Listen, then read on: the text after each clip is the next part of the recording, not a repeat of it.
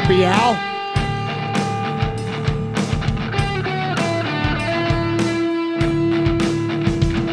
What's up, Fargo? What's up, Paul?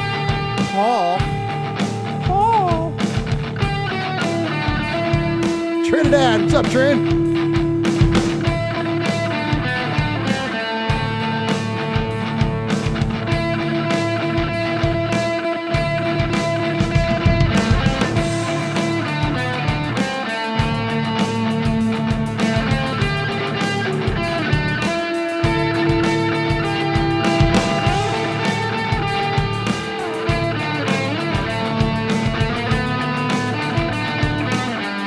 What's up, Kill Jadis? Michelle Sweat.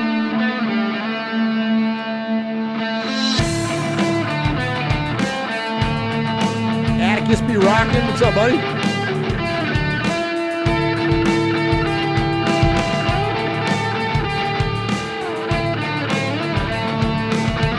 AKA Freddie B is in there. Jeff Murphy, QB Jeff is in there. Look at that. I'm in the chat.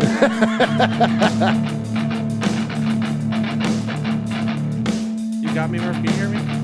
Yeah, I got you. Yeah. Can you, just a little bit? You want to go up? Yeah, just a bit there. Right there? Yeah. I can feel it. All right, here we go. Episode number 240 of Raiders Fan Radio. Jackpot, baby. Raiders Fan Radio. Oakland, L.A., Oakland, Vegas, Raider Nation, wherever, forever. You got your old Uncle Mosh and Raiders Fan Radio from Murph's Man Cave, taking a lighter journey into the dark side. Sit back, put your feet up, pop a top, and enjoy the ride. Here we go! Look left, look right, look top, a leaping top, touchdown! We miss you. We love you, and we'll see you in the Hall of Fame. When you have great coaches, then after you have great coaches, you get great players. You have a great organization, and you tell them one thing: just win, baby. Way up the middle, intercepted Filipiano at the 50, high running down, Oakland football, and I think Oakland victory. The Raiders are scored on the most zany, unbelievable, absolutely impossible dream of a play. Well, I love this team. I think this team can win. I think this team can win.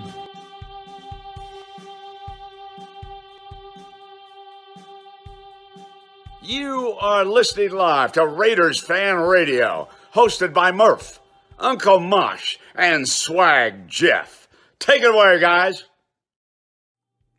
What is up, Raider Nation? Your old buddy Murph back once again for another what we trust will be a fantastic episode of Raiders Fan Radio. Episode number 240 of Raiders Fan Radio, coming to you live from Murph's Fan Cave. Appreciate everybody that is joining us live tonight on the YouTubes. America, go to the YouTube right now. Appreciate you so much. You can join us every week at 4 p.m. Eastern, 7 p.m. Pacific at youtube.com/Raiders Fan Radio. A bunch of folks in the chat room already tonight. Michelle Sweat is in there. Paul Edgerton is in there. Kill Jadis is in there. Schmucky the Raider Bear. Fargo Raider. Let's see. Lee B is in there. Kevin the Raider Nerd. Murph, did you see the Obi-Wan Kenobi trailer? Yes, I did. Absolutely. And it's fantastic. I can't wait for the show. That's going to be badass. King Wrecker is in there. Jeff Murphy is in there. So, hey, welcome QB Jeff to the chat room. Glad to have you in the chat room, Jeff.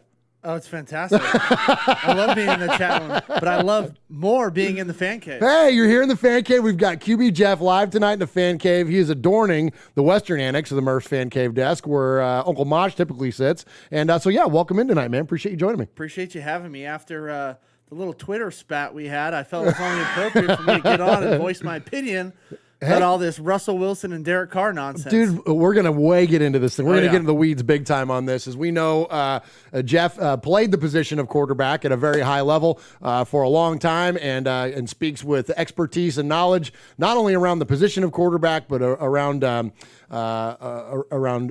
Group of Five schools, which is where he attended one of them at Middle Tennessee State University and played quarterback, but also just college football as a whole. So we're going to definitely talk about the draft as well. well after we talk a little bit about this Derek Carr business. We're also going to talk about some free agency. We'll get to that, and then we're going to get to some Raiders and pop culture.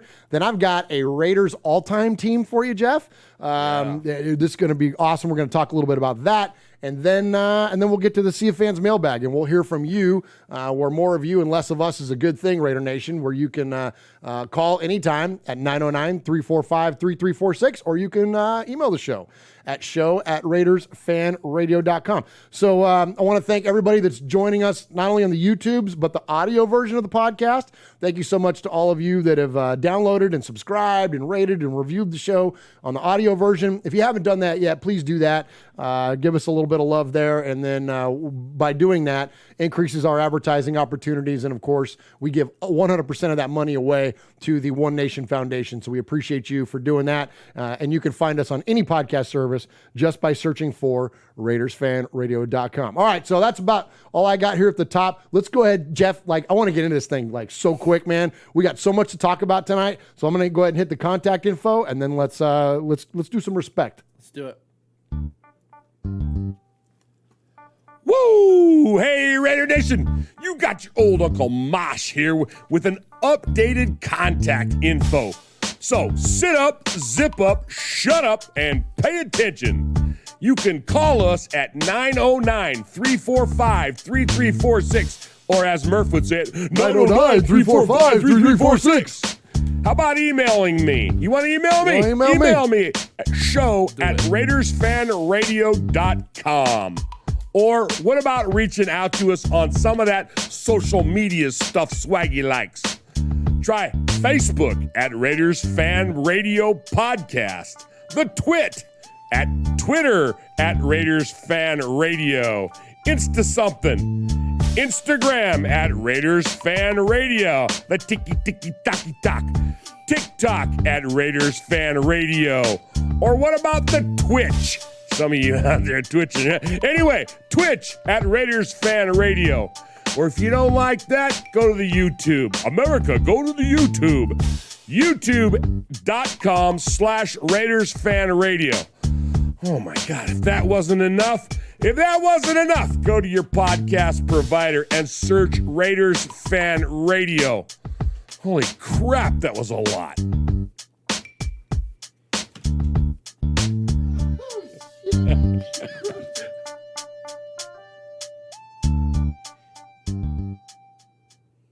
Good. Oh, nice. I'm getting better. That was good. So, all right, appreciate everybody joining us live tonight on the YouTube show, of course, in the chat room. All the super chats that are coming in already. We've got one from Capo for $8. I appreciate that so much, Capo. He says, "Greetings, nation. Happy Monday night for Sir Paul, a royal scribe, and Wednesday morning to kill Jadis." And then Ebony Graves with a $10 donation says, "Hello, family." Hello, Ebony. And we appreciate you all very much. And 100% of that money that we get via the super chat goes, of course, to the foundation I mentioned. That is the One Nation Foundation, where we take 100% of your money and we give it away to Raiders-related charities. So appreciate those donations so far, and all the amazing generosity that happens with our listeners. Thank you all very, very much. All right, so Jeff, we've got a lot of Raiders stuff to get to tonight. A bunch. But before we get to that, here at the top of the show, we got to give some respect. We don't do props. We don't do shout-outs. More time, we like to give respect. About it. Hey, we got to give respect. So first off, I want to give respect to fellow, clearly Raider fan, but also listener of the show, Fargo Raider. This is Josh Maldonado. He's become a good friend of ours through the show, and he reached out and said, hey, he's from Fargo, is where he gets his name, Fargo, North Dakota. Says, I've got this local brewery up here called Drecker Brewery, or Brewholla, as they refer to it. I love it. And he says, I want to share some Brewholla with you guys, and also a snack called Chippers. Would you guys be willing to try it on the show? And I'm like, well, yeah, of course. We'll whore ourselves out for anything. You're willing to send it to us? We'll hang it up, or we'll try it here live on the show. So we're going to try this. So for those of you that are on the audio podcast, I'm holding up the can here, and it says Drecker Brewing Company, and then it says North Dakota, Nodak is what it says, and it's Broken Rudder Irish Red. All right, so I've got a couple glasses here for us. Can's awesome too. I love the design on it. Yeah, what's going on? Tell us about the can there. Hey, you got a little Viking ship, You know, with the waves crashing in the background. It's a dope can. I don't know. That's pretty cool, All man. about the art, man. That's cool, man. Yes, absolutely. Great looking can. And it says, so it's an Irish red. So I like a red beer. You have a red beer at your place. I do. The Angry Redhead. Angry Redhead. Come It's across fantastic. a couple of those in my lifetime. This beer is much smoother. So, all right. So for the audio podcast, so I'm pouring it there, and Jeff is pouring his there. Okay. And our fancy Guinness glasses here. One time I was pouring a beer on the show, and everybody made fun of me. They're like, "Murph, what are you doing? The head's too big on there." I'm like, "Well, it's kind of hard to like pour it on camera and whatever. It's like the mic, you got the computer in front of you. Yeah, it's kind of awkward. Like like if I'm in the kitchen by myself, like everything's fine. All right, here we go. So all right, here we go. So this is so you can see it got a nice color there. All right, you ready to tip it up there, Murph? Salud. All right, salud, man. Let's go. Chin down. Go Raiders.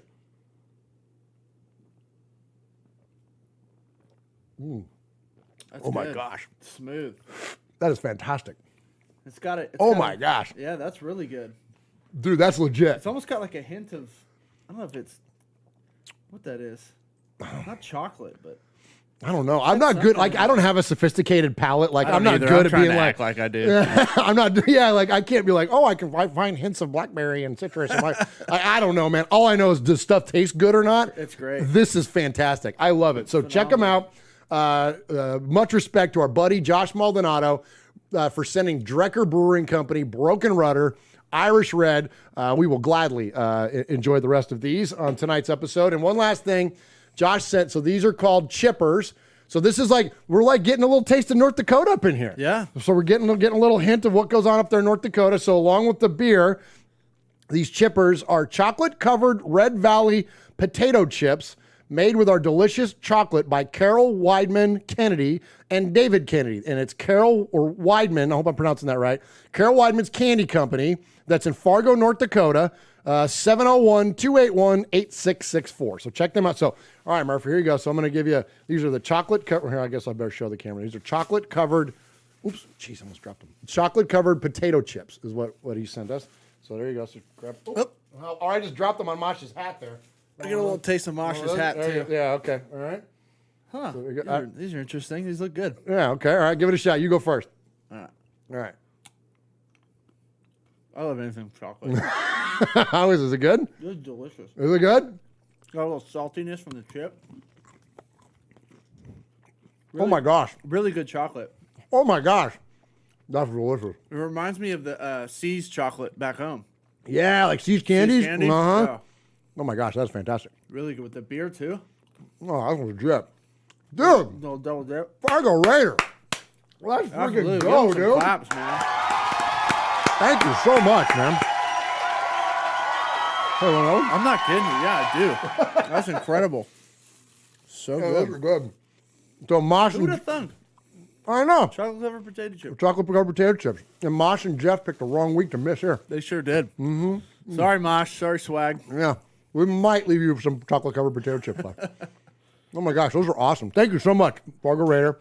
Hey, man, Fargo. Check out Drecker Brewing and what was the candy company? One more time. Carol Weidman's Candy Company. All right.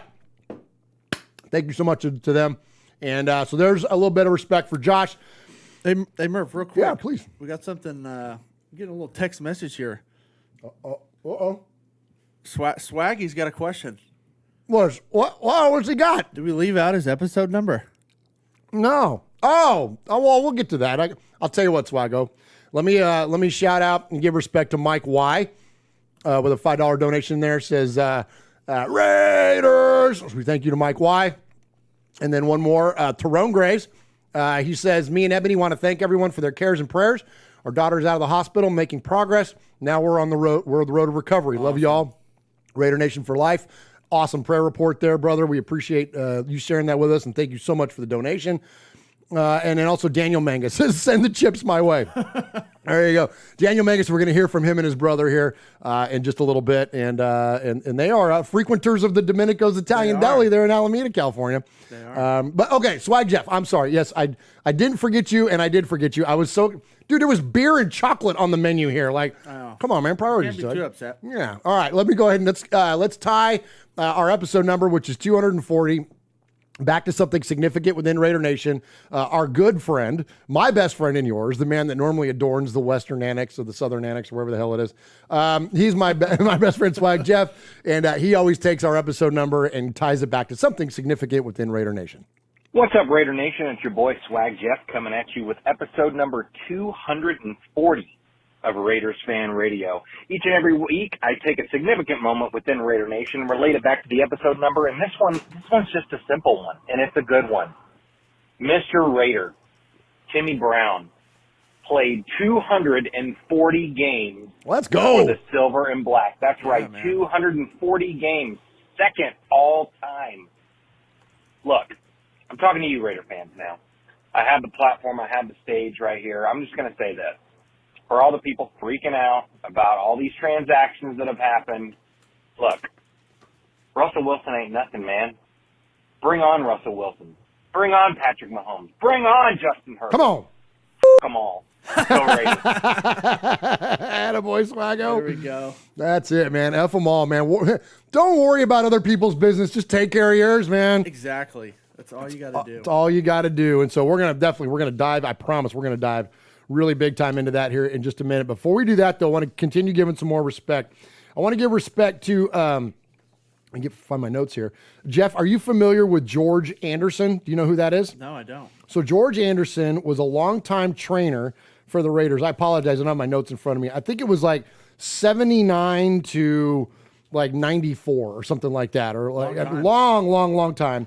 And so I want to give respect to, and I don't have it in front of my notes. I'm just going to have to go off the top of my head. So I want to give respect to the Athletic Trainers Hall of Fame. It was a brand new thing. They just started, and George is one of the first guys to be inducted into that, in the Athletic Trainers. And so he's famous for a couple things.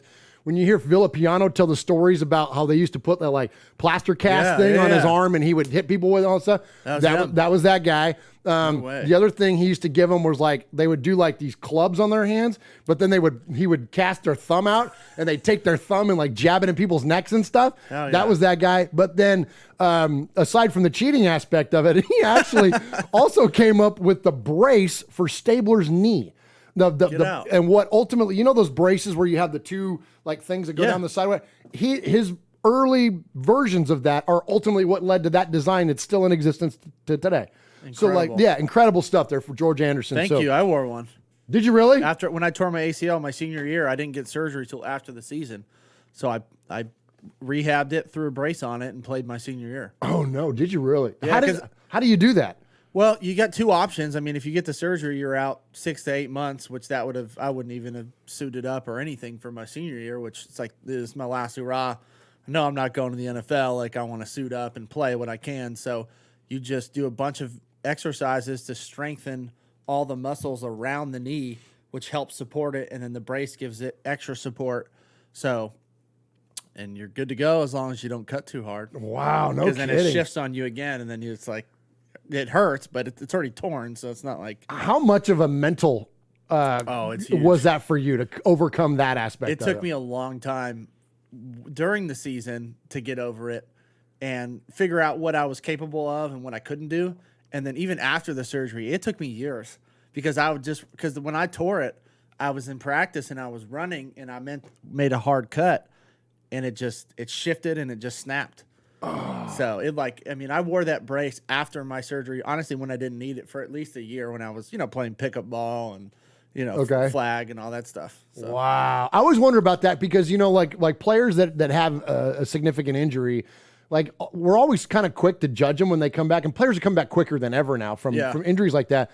But I got like the mental side of it. I don't care how great you are and how strong you are mentally. There's got to be just a little bit of something in your head as you're playing, because, like the last thing you want to be doing as an athlete is, thinking. Yeah. You want to be thinking about your knee. You know what I mean? So it takes a while. I mean, it just takes repetition of you testing it. Like, all right, I'm going to do this and do that and see how far you can go. And then, I mean, even so, like, you get tackled or something and you're like, am I good? Okay, I'm good. Let's get up and go. That's crazy, man.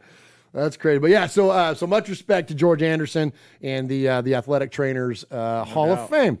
All right. So speaking of your playing career, I got one more bit of respect to give, and please use this opportunity to call out your podcast and to promote the heck out of it, because It's fantastic, and it's the Group of Five Guys podcast, and you had one of your former head coaches on one of your latest episodes and talk about this, because I thought, it was one of the best episodes you've been doing the show, what, a year? Yeah, our last football season was when we started it. So this was the one that dropped tonight was episode 26, and Coach Beams was 25. Okay, Coach Beam was 25. So talk about that Coach Beam episode. Yeah, it was a great episode, man. I had my former coach on from Laney Junior College, and they were the college that Netflix did their Last Chance U Season 5 documentary on. So just having him on, just talking about, the different aspects of the junior college life, because a lot of people don't know what that life is, especially when you see, there's a handful of junior colleges on the East Coast and a couple in Mississippi, and there's like one in Kansas. But in California, man, there's tons of them.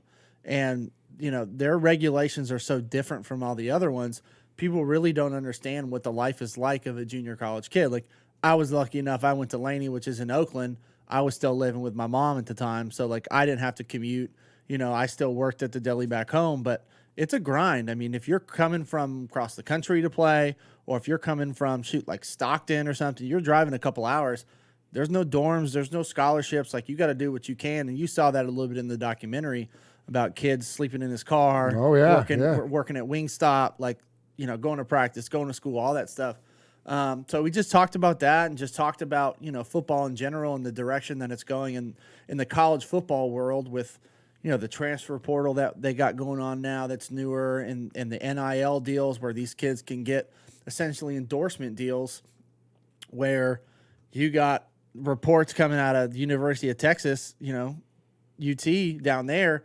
I mean, once you sign as an O-lineman, you're automatically getting a $50,000 NIL deal. That's bananas, man. Just to sign. So what it's done essentially is made illegal recruiting legal, and it's just going to change the landscape. Because that shit's been going on forever, right? It's been going on underneath the surface at these bigger schools, but now it's just like all out in the open. And then you add the transfer portal on top of it, where now these kids can just go wherever they want. And Beam alludes to it in the episode, like, it was very eye-opening. Yeah. I mean, he was like, it just goes along with, what we're, the mode of what we're teaching young kids today. Whereas if it's not going your way, here's a way to get out of it. Instead of where it used to be, like, when I came to middle, like, I didn't have a starting job. Like, nothing was guaranteed to me. I had an opportunity. And that's how life is. And that's where Beam goes into it, I think, phenomenally in the episode, and just talks about how, we're teaching these kids that if it doesn't go your way, you can just quit, or you can blame it on this person, and now we can go over here. But what they don't tell you about the transfer portal is, like, 30% of the kids that go into the transfer portal end up transferring on the same level as far as Division I goes. So it's like, that's a terrible transfer rate. 30% of the kids. So it's like, everyone thinks the grass is greener, right? But that's not how it is. It's not at all how it is. And it's just changed how coaches deal with scholarships. It's honestly, it's just a wild west right now until they figure it out. But Beam does a great job of just making it simple and giving his opinion on it. He's been coaching in the Bay Area and Oakland. He's an Oakland legend for over 40 years. And he's helped so many kids get to Division I. He's got guys that have played in the NFL, won Super Bowl. So just to get his perspective on it was just awesome. And I love Coach Beam. He's done so much for me in my life. Like, I can't explain it enough. So just to talk ball and everything, just to get him on there. So, man, if you're interested in watching it, or shoot, if you follow any college football in general, man, it's the Group of Five Guys, at Group of Five Guys on any social media accounts. We're there, on YouTube as well, TikTok, any of the podcast streaming apps, we're on there.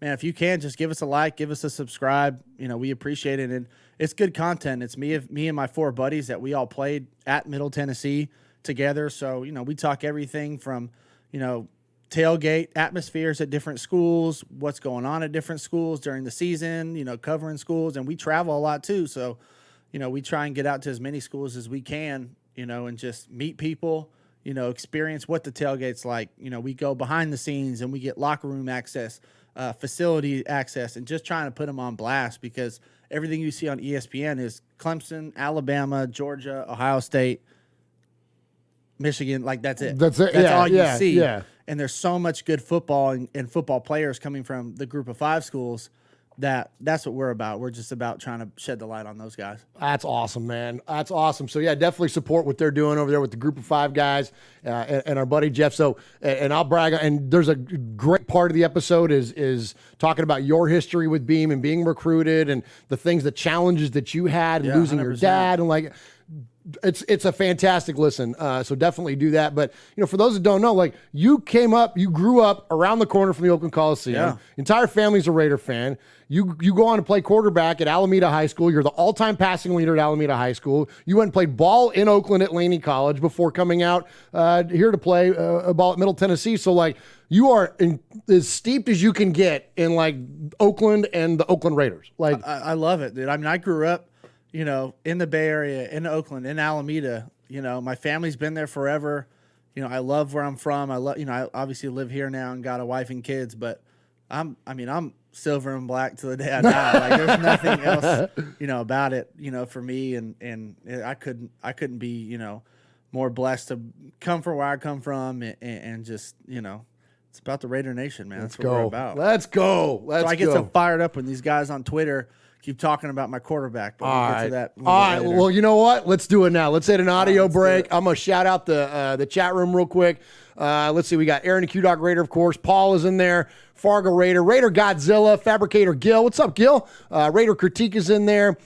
We appreciate all of you so very much. Lencho, Fargo Raider, Michelle Sweat, the Schmucky the Raider Bear. We appreciate you. And so I'm going to hit an audio break here, and then let's get into this whole thing that's going on with our AFC West.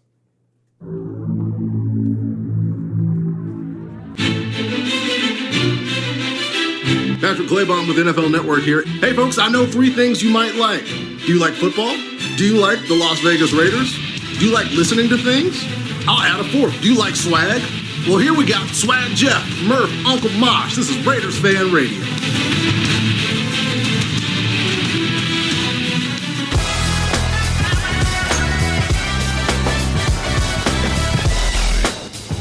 Hey, what's up? It's Brockman from The Rich Eisen Show.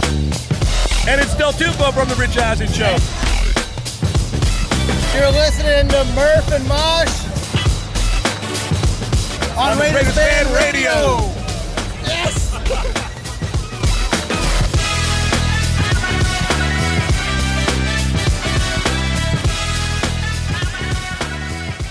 All right, appreciate everybody joining us live here tonight, and you can do so each and every week at youtube.com/RaidersFanRadio or on the audio podcast, Raiders Fan Radio. Just search for it on any of your favorite services. All right, so our division got a little bit of a shake this week. So the Seattle Seahawks trade Super Bowl winning quarterback Russell Wilson to the Denver Broncos for everything. The Broncos gave up Noah Fant. They gave up their quarterback, which whatever. He's kind of whacked Drew Lock. But like Shelby Harris, great defensive tackle.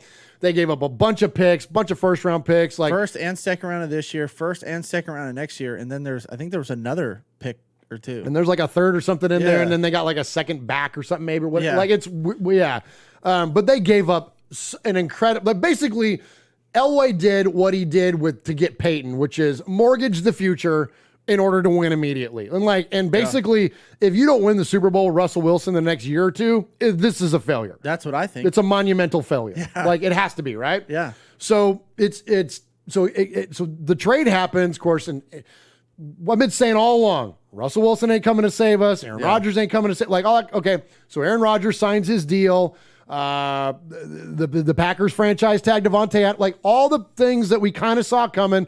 I don't think anybody really saw Russ necessarily going to the Broncos, but for that kind of a bounty, like it makes sense, right? Yeah. It makes sense. So that happens. Well, as Raider fans, unfortunately, for whatever reason, a sect of our fan base chooses this opportunity to tee off on Derek Carr. Yeah. Like Derek Carr's catching stray bullets all over Twitter, all over all forms of social media, because Denver did a thing. Well, we just talked about, like, you don't worry about other people's business. You take care of your own. So now the narrative has become, again, this is a group of Raider fans, but it's a large vocal group. It's a big one. It's a big one. We're not talking about a handful of people. There's a large vocal group of Raider fans that are now immediately screaming at the sky. It's over. Yeah. We're gonna have a losing record. We have the 4th best quarterback in the division. Unbelievable. This is a disaster. Free agency hasn't even started yet, and everybody's got us coming in last in the. Nor the draft. It's the most ridiculous nonsense. Before I get into reading you some things, I'm gonna set you up like this, Murph. I'm gonna tell you this. If you are anyone that follows any kind of social media reporters or anything on social media, you've heard of Josh DeBow. Josh DeBow is the guy that Derek Carr said famously, whatever, Josh, in the press conference. He's been on this show. I asked him face to face why he hates Derek Carr, and he got a big kick out of it. But bottom line is that this guy is the most critical, reporter in media and Raiders media of Derek Carr. Even Josh said, I've said I think Derek Carr is somewhere around the 12th best quarterback in the NFL. I would consider that good. Whether it's good enough for the Raiders to pay him $35+ million is a different question. I'll wait and see if he can be better under McDaniels. Even Josh DeBow, the highest of the critics, he is the king of critics of Derek Carr. He actually made a point. He actually makes a great point and acquiesces the idea that Derek Carr is a 12 in his mind, arguably top 10. You heard us run it down a couple of weeks ago here on the show.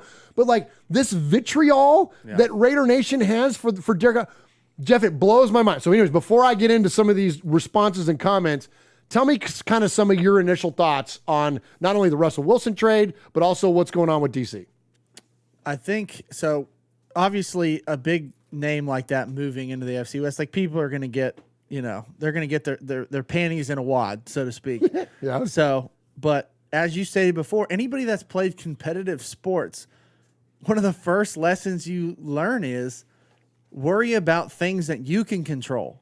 Because if you're worrying about all these other factors that is out of your control, you're not focused on what matters, right? So we can't control who comes into the AFC West or who goes, all right? Russell Wilson, in my opinion, is not worth what they gave up. Not worth it. And what you said in the beginning was perfect. If they do not win a Super Bowl in the next 2 to 3 years, it was a bust. It was a bust because what is he on, a 4-year deal? Yes, a 4-year deal. So I guess we can say in the next 4 years, right? Does he have 2 left on the? I think it was a 4-year deal. He's got maybe 2 left on the current one. I should have had that ready. I'm sorry. No, it's regardless. It's irrelevant whether it's 2 or 3. If they don't win a Super Bowl in the next 2 to 3 years, in my opinion, it's a bust because they have strapped themselves. The draft for them essentially is done unless they are great at getting late round picks that flourish into great players. Because you took away your 1st and 2nd round this year and your 1st and 2nd round next year. That doesn't mean you can't maneuver and get somebody else's pick coming back. But, you're all in on Russell Wilson, which other than one Super Bowl, what really has he's had great receivers, in my opinion, in DK Metcalf absolutely. And Lockett, and some good tight Even ends. Doug Baldwin. Yeah. He's always had pretty good players around him. Yeah. But it seems like in certain situations, look at the Super Bowl they should have won. Come on. You throw a pick on the goal line when you have all the control as a quarterback. Hand the ball to Marshawn Lynch. You could have checked out of it. You know what I mean? Yeah. So, regardless of all the Russell Wilson stuff, we have, in my opinion, the top 10 quarterback in the league. And Pro Football Focus has Carr at 12 and Russell at 11. So, NFL had Carr at 10 and Russ at 12. Yeah. So it's they're right there. They're right there. So he's now all of a sudden the 4th best quarterback behind Justin Herbert, who he beat to go to the playoffs, and the Chargers sat at home. So how does that make Carr the 4th best? There's 4 quarterbacks in our division, and only 2 of them went to the playoffs last year. Exactly. And one of them's ours. And then, if nothing else, what other quarterback in our division had a head coaching change in the middle of the season, had their top, arguably their top receiver get kicked off the team, number of other guys leave, and then you have the 28th ranked offensive line after the season is what they were ranked at, our O-line. No, the only guy who graded out higher than 65% was Colton Miller. Everybody else was 64 or lower on our offensive line. That's what they were graded out. And I take these with a grain of salt. But, I mean, you saw it on the field. Leatherwood played terrible at tackle. They moved him at guard. He was a little bit better. Brandon Parker was getting absolutely abused all year long. If we do not address, and we'll get into it when we talk about the combine and the draft, if we do not address our offensive line, then I'm worried about who's making decisions up there. And so Raider hater will say, well, Joe Burrow didn't have a great offensive line either. Yeah, well, he has Jamar Chase. Yeah. But our guy went to jail. You know what I mean? 100%. Like, I'm sorry. Well, it's an excuse. Okay, well, it doesn't make it not happen. Yeah. And I'm not saying this lightheartedly. He doesn't just have Jamar Chase. He has Jamar Chase, T. Higgins, CJ Newsome, what I can't even pronounce his last name. So you can like cross him and Darren Waller out because they kind of X each other out. But past that, I mean, you're talking about two really number one guys, 1A and 1B that Burrow has, as opposed to when Ruggs leaves, who did Carr have? He had Renfro. He had Renfro. But he had Zay Jones. That was it. Zay Jones. Brian Edwards hasn't done what we had hoped. But the only way you can make the comparison is if the Raiders had, which it'll never happen now, but like if the Raiders had Devontae Adams, and you could say like, okay, what do the Raiders offense look like with the same offensive line, and then Derek and Devontae, who are best friends, just like Joe and Jamar are. So like you could that would be a fair comparison. But other than that, like save it. The Bengals comparison, like you can't. It's not the same thing. To not account for the nuance of the conversation blows my mind. And so how many other quarterbacks have had a head coaching change in the middle of the season and have taken their team to the playoffs? None. One. Derek Carr. Yeah. So you're bagging the guy for all these alternative factors that are not his fault, but still producing. Yeah, of course he could do things that are better. We see things he could do better, but as an organization, get the guy a stable situation. Head coach after head coach, coordinator after coordinator, receiver after receiver, O-line after O-line. Like, can we get this guy some continuity? Amen. So, amen. That's all I got to say. All right. So, so here's what's fascinating too. So the obsession with Derek Carr is real. Okay. And the obsession with this particular group of Raider fan is real. And so I put out a tweet this week, and when all this stuff happened, and it was Raiders related. I'm going to read it to you. I wrote, to be the best, you got to beat the best, and miss me with all the sky is falling bullshit. You can stack the damn division. It'll be that much sweeter when we win it. Amen. # Raider Nation. Like, that's it. Like, I have faith in the Raiders because this is a crazy concept. Follow me now, though. I'm a Raider fan, so I have faith in the Raiders. Now, here's an even crazier concept. I root for the Raiders that are, not the Raiders that aren't. Correct. Right now, this is the Raiders that are, so I'm going to root for them. And Carr's not going anywhere. So I'm going to support him. So I put this tweet out, and then here's some of the responses that I got. And we know some of these people. Let's hear it. So my tweet clearly is about the Raiders. Like it had nothing to do with Derek in particular, other than the fact that he's part of the 53. But here's some of the responses I get. And let me say this, the overwhelming responses I got on social media, very much like, let's go. Yeah. Okay. So, but here's again though, a group. All right. This is what it sounded like. Big Raider trucker. Yeah, that big Raider trucker. We love you, Emiliano. You know that. But he says, with the fourth best quarterback in the division, he still needs an all-Madden team around him. Maybe it's time to accept the fact that the sky is falling, my friend. Who's talking about Derek? You are. I didn't. Oddball. At Oddball says, we haven't won the division in 8 years. Derek Carr has been a Raider, and now the division has gotten that much better. How exactly do you attempt to pull that off when you still have the same problem that's not allowing you to win to begin with? Didn't we win 10 games? I think so. Didn't we go to the playoffs? I'm pretty sure we did. And you're bringing up Derek, not me. Raider Mike. Yeah, Carr is going to grow a sack after 8 years of an NFL record losing. LOL. Dude, we won 10 games. We didn't have a losing record. And again, you brought up Derek Carr. Pokemon. I'm a Raider fan, but you Raider stans make us look delusional. Calm down. We're about to get our shit rocked this year. Carr is going to need a lot more than the Holy Ghost to get through the season. I don't get it. What? Why are you a fan? Yeah, just why go are you a somewhere else. fan? Go root for another. Like, I don't understand. It doesn't make sense to me. Like, you're just going into this thing going, we're gonna suck and we're gonna go. It blows my mind. Where's your faith? Without faith equals despair. Like, but those are going to be the first people when we make a run and hopefully win the Super Bowl that are going to be like, man, I knew the whole time. Yeah. I knew the whole time. I had faith in Derek Carr. I knew he could do it. Da, da, da, da, da. That's those guys. Absolutely. You're starting to sound like Cowboy fans. Go be a Cowboy fan if you're going to be like that. It's crazy. All right. Nilla Ropers says, won't happen. Mark Davis is too cheap. Moneyball doesn't work in the NFL. Clearly, you don't understand salary caps. No. And now the Raiders have the worst defense and quarterback in the AFC West. What? In 9 years, Derek Carr has 2 winning seasons and never won a playoff game. He's garbage. Bro, 89703-715. Great Twitter handle. Laughing my ass off. Poor guy's delusional. Talking about me. I'm a Raider fan, but I'm going to enjoy Carr stands being miserable next year. Look, Derek Carr is not above criticism. I have criticized him. I have too. Numerous times on this show, given stats that work against him. You can criticize him about the fumbles, about the checkdowns, about like whatever, the sideline demeanor, like all those things. Those words have come out of my mouth calling me a Carr stan. And so I wrote back to this one and I said, what the F does this have to do with Carr stands? You know there are 53 players on an active roster, right? The only thing delusional is your whack-ass attempt at being a Raider fan. Amen.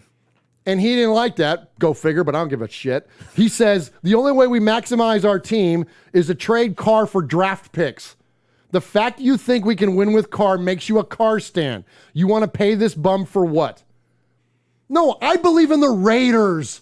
The team does not boil down to one player for me. Like, why doesn't anybody go, I don't know, Darren Waller?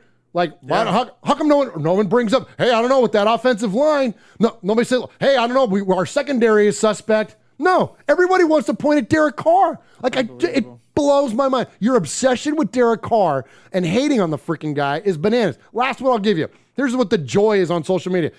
The Unsolo. Shut the F up. If only Raider fans could actually be objective and realize the Raiders chose the worst quarterback in the division and let Russell Wilson go right to a division rival who has a better team than the Raiders. They're last in the division and last in the quarterback race. Okay, the Unsolo. Explain to me how the Raiders let Russell Wilson go to the Broncos. At what point did we have ownership in what another team or teams are doing with their personnel and their roster? You're blowing my effing mind. Like, Jeff, help me with this here. It drives me nuts. Well, I guess the guy wants to send our first round pick this year, our second round pick this year, our first round pick next year, and the second round pick next year, plus like 3 really good players on our current team right now to send them to Seattle to get a guy who really, in my opinion, is half on, half off. It's a wash. Yeah. Like, he is not worth that. And I will come back on here and say I was wrong if the Broncos win a Super Bowl in the next 2 or 3, whatever he's got left on that contract. I will come on here and say that I was wrong. But I will ride with Derek Carr. Get this guy a decent O-line, a guy on the outside that can stretch the field vertically that we had at the beginning of the season that he did not have. And when he looked like an MVP too. Exactly. And a coach that can stay throughout the whole season.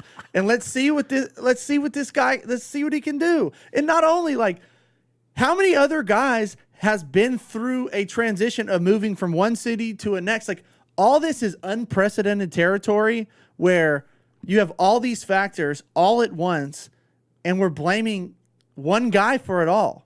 One guy for all the downfalls of all these situations and other people. And I get it. You worry about what you can control. And Derek Carr needs to get better at quite a few things. But if you look at his stats and you look at his leadership on and off the field, like, who are you going to go get right now? That is ultimately the question I asked a couple weeks ago. Like, a rookie? What do you want? And start him? You want Desmond Ridder? That who you going to start? I mean, I like Desmond Ridder, but I he's do not too, going to come in but and he ain't going to be a savior. No, not at all. It's fascinating to me. All right, so it's bad enough you take a run at old Murph on the Twitter, whatever. I'm just a schmuck in my bonus room doing a podcast. But Twitter, this is how stupid. I'm sorry, you're stupid.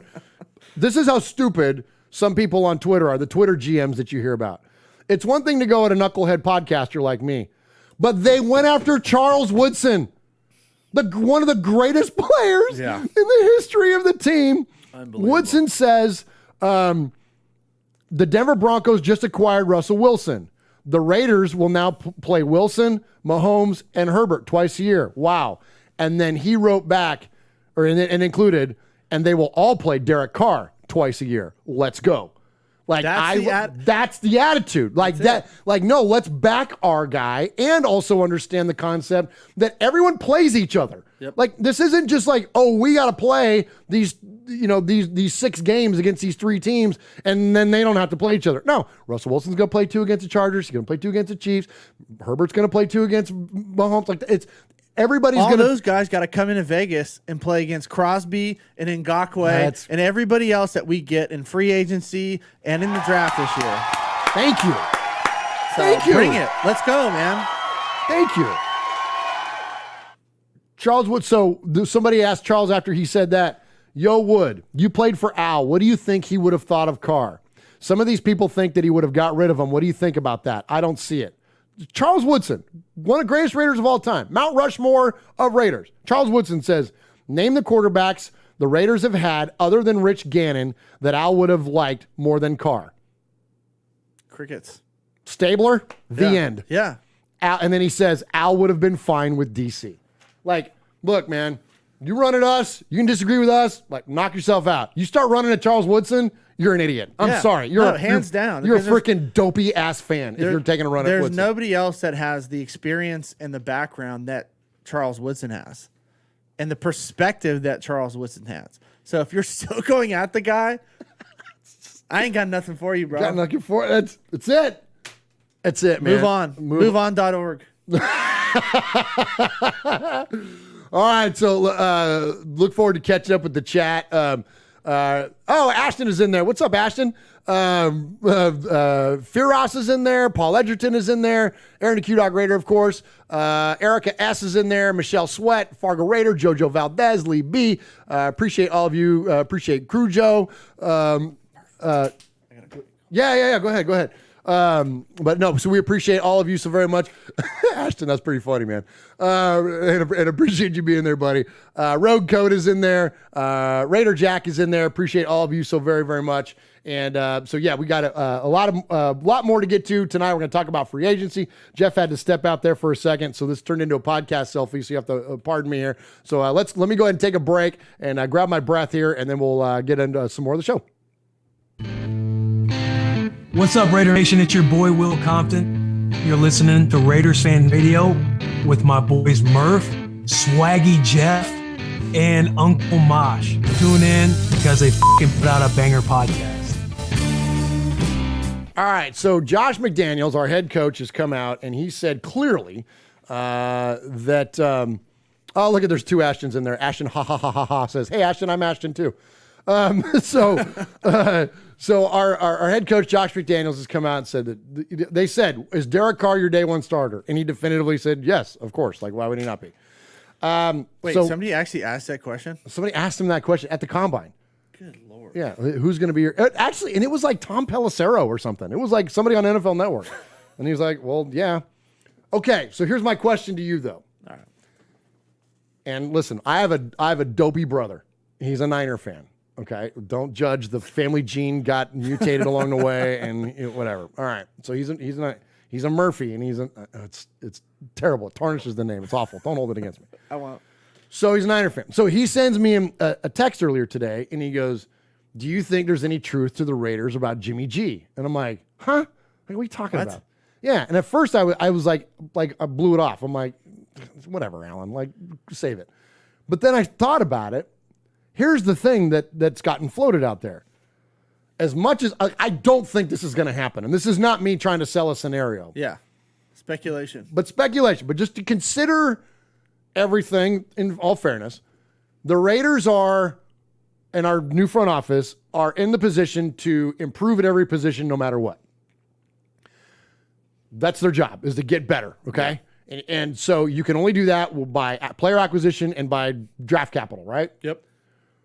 If the Colts are interested enough in somebody like Derek Carr and willing to give up, we'll just say a similar bounty, not the same, we're not even the same as a Russell Wilson, but say 2 first-round picks and maybe a player, or a first and a second and another first, or whatever it may be, for Derek Carr.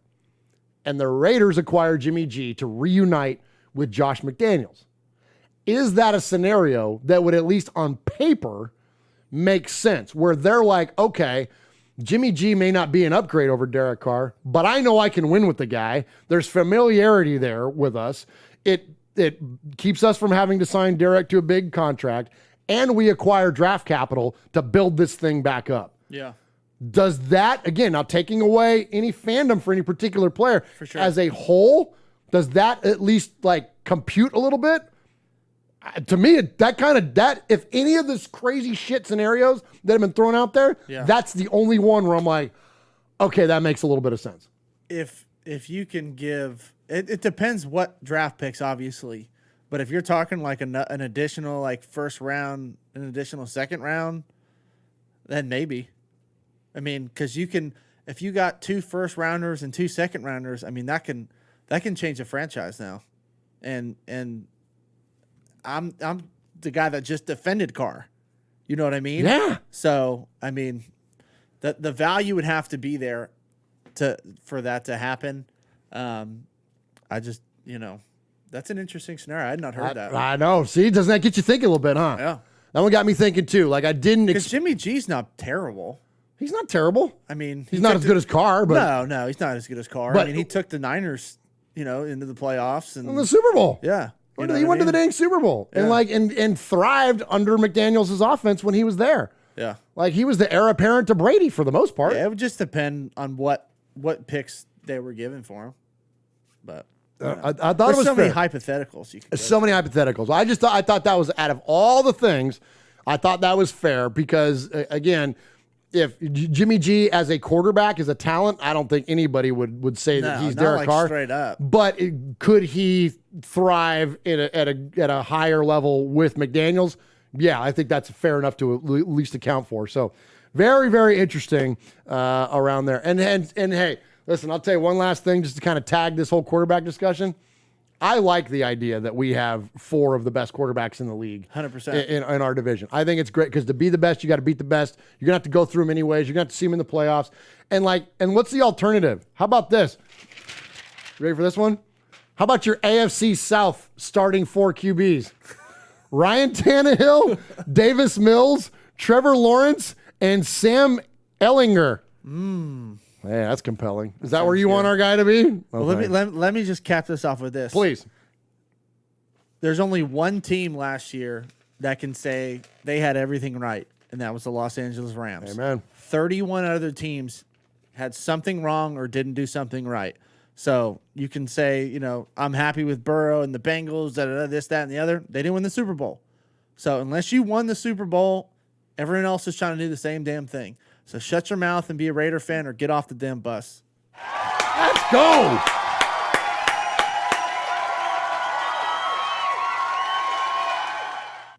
Hey, Raider Nation, this is Max Crosby from the Oakland Raiders. And goes down, and Max Crosby, who forced a fumble last week. You're listening to Murph, Mosh, and Swag Jeff on Raiders Fan Radio. Thank you so much. Just win, baby. All right, we appreciate everybody that's joining us in the chat room tonight. Appreciate all the super chats that have come in. We've got another one there in from Tyrone Graves. He says, Russell won't face Carr twice a year. He's got a deal with Mad Max. That's what I'm talking about, man. Yeah. And I love the picture, the gif that Max put up. Where he was like rubbing his hands and licking his lips or whatever. He's like, hey, man, let's go, man. And that's the thing, dude, like let's not pretend like we don't have Yannick Ngakoue and freaking Max Crosby coming off the edges, dude. Like we got, for the first time in a long time, we have a legit pass rush, man. And if we get one guy that can control the middle, look out because those QBs won't freaking matter. Let's go. Absolutely. And you know what? And we might get one in the draft, and we might get one in free agency. So. There's a lot out there. Let's talk a little bit about some of these free agent targets. And again, let me shout out the chat real quick because I appreciate everybody in there. Yeah. Raider Critique is in there. Jeff Murphy, Fargo Raider, Ms. Molly, Paul, Lee B is in there. Tyrone Graves, Tom Thom is in there. Crew Joe, Raider Jack, Fargo Raider is in there. Thanks again for the beer and the chocolate chips, man. Those were awesome. Foxy Scorpio, Ashton is in there. What's up, Ashton? Tell your mom I said hi. Skill Jadis is in there. Daniel Mangus says $10 donation. Thank you very much. Don't let the door slam you in the ass. I know a diehard Raider fan. Let's go, man. Appreciate that, Daniel. That's another donation from Daniel there. That's a couple from him tonight. He's got 2 or 3. Appreciate that very, very much. And so, okay, so let's talk a little bit about free agency. So to kind of kick off this discussion, let's hear from the guys that are making the call on free agency. So, of course, you know, we have head coach Josh McDaniels and our new GM, Dave Ziegler. But also we have our new assistant GM, oh my gosh, I'm forgetting his last name. Shame on me. I'm doing the same Champ thing. Kelly. Yeah, oh my Kelly. gosh, sorry. Because I always think Chip Kelly. Yeah. You know what I mean? And so Champ Kelly. So let's hear from Dave Ziegler talking about Champ Kelly. I think this might have been one of the most, as big as like the new GM, the new head coach and all those things, and Derek Graham even as defensive coordinator and all that. I think Champ Kelly might be sneaky one of the best hires of this whole thing. Yeah. And I don't think we're going to have him long either. I think he's going to be a GM. GM proper at another team in the next year or two. But anyways, let's check in with Dave Ziegler and hear him talk about Champ Kelly. You know, I met Champ interviewed me for my first job in the NFL when I was a scouting assistant. And so I met Champ my first year while I was in Denver. And Champ just embodies a lot of the things that are important to me. Very high attention to detail, has a very high standard for all work that's done, whether it's big or small. He's really smart in terms of just football, big picture thinking. I know he's a good evaluator. We have a level of trust and respect to each other. So he's really been like, I can't even, the asset that he's been for us so far has been huge. When you have someone that you can say, hey, this is on your plate, you take care of it, and you know it's going to be taken care of to the standard that you also embody and to the detail that you want it to be. That's really valuable. Champ sees things and gets things done that I want to get done before I even know I need them to get done. So you know, Champ's been really phenomenal in that way, and I think that relationship, even though we've went separate ways, which has been nice because he's seen different things and he's been with different staff, so he can bring an outside perspective. It was a no-brainer for me, like even thinking before I had this opportunity, if this opportunity ever came, like Champ Kelly was always someone that was going to, I would hope would be able to go on this journey with us. That's pretty cool, man. It's a strong endorsement there from Ziegler about Champ Kelly, and I love this idea that we have basically 2 GMs now in the building, right? Yeah, they've brought in a lot of kind of extra positions like that you don't normally hear about. But it's like you're saying, you almost have 2 of the same guy. There's so many guys out there. There's so many, free agents. There's so many players. There's so many draft picks or draft prospects. There's no way one guy can look at them all and analyze them all effectively. So it makes sense to kind of split that up and divvy out the numbers. Absolutely. All right. So joining Champ, of course, is GM Dave Ziegler in this basically talent evaluation process, both in free agency and the draft. And so let's hear from Dave Ziegler in terms of his personal strategy. This sounded kind of familiar to me. I think the big thing for us is when we look at attacking that process, it's first understanding the different elements that go into someone fitting the Raiders organization.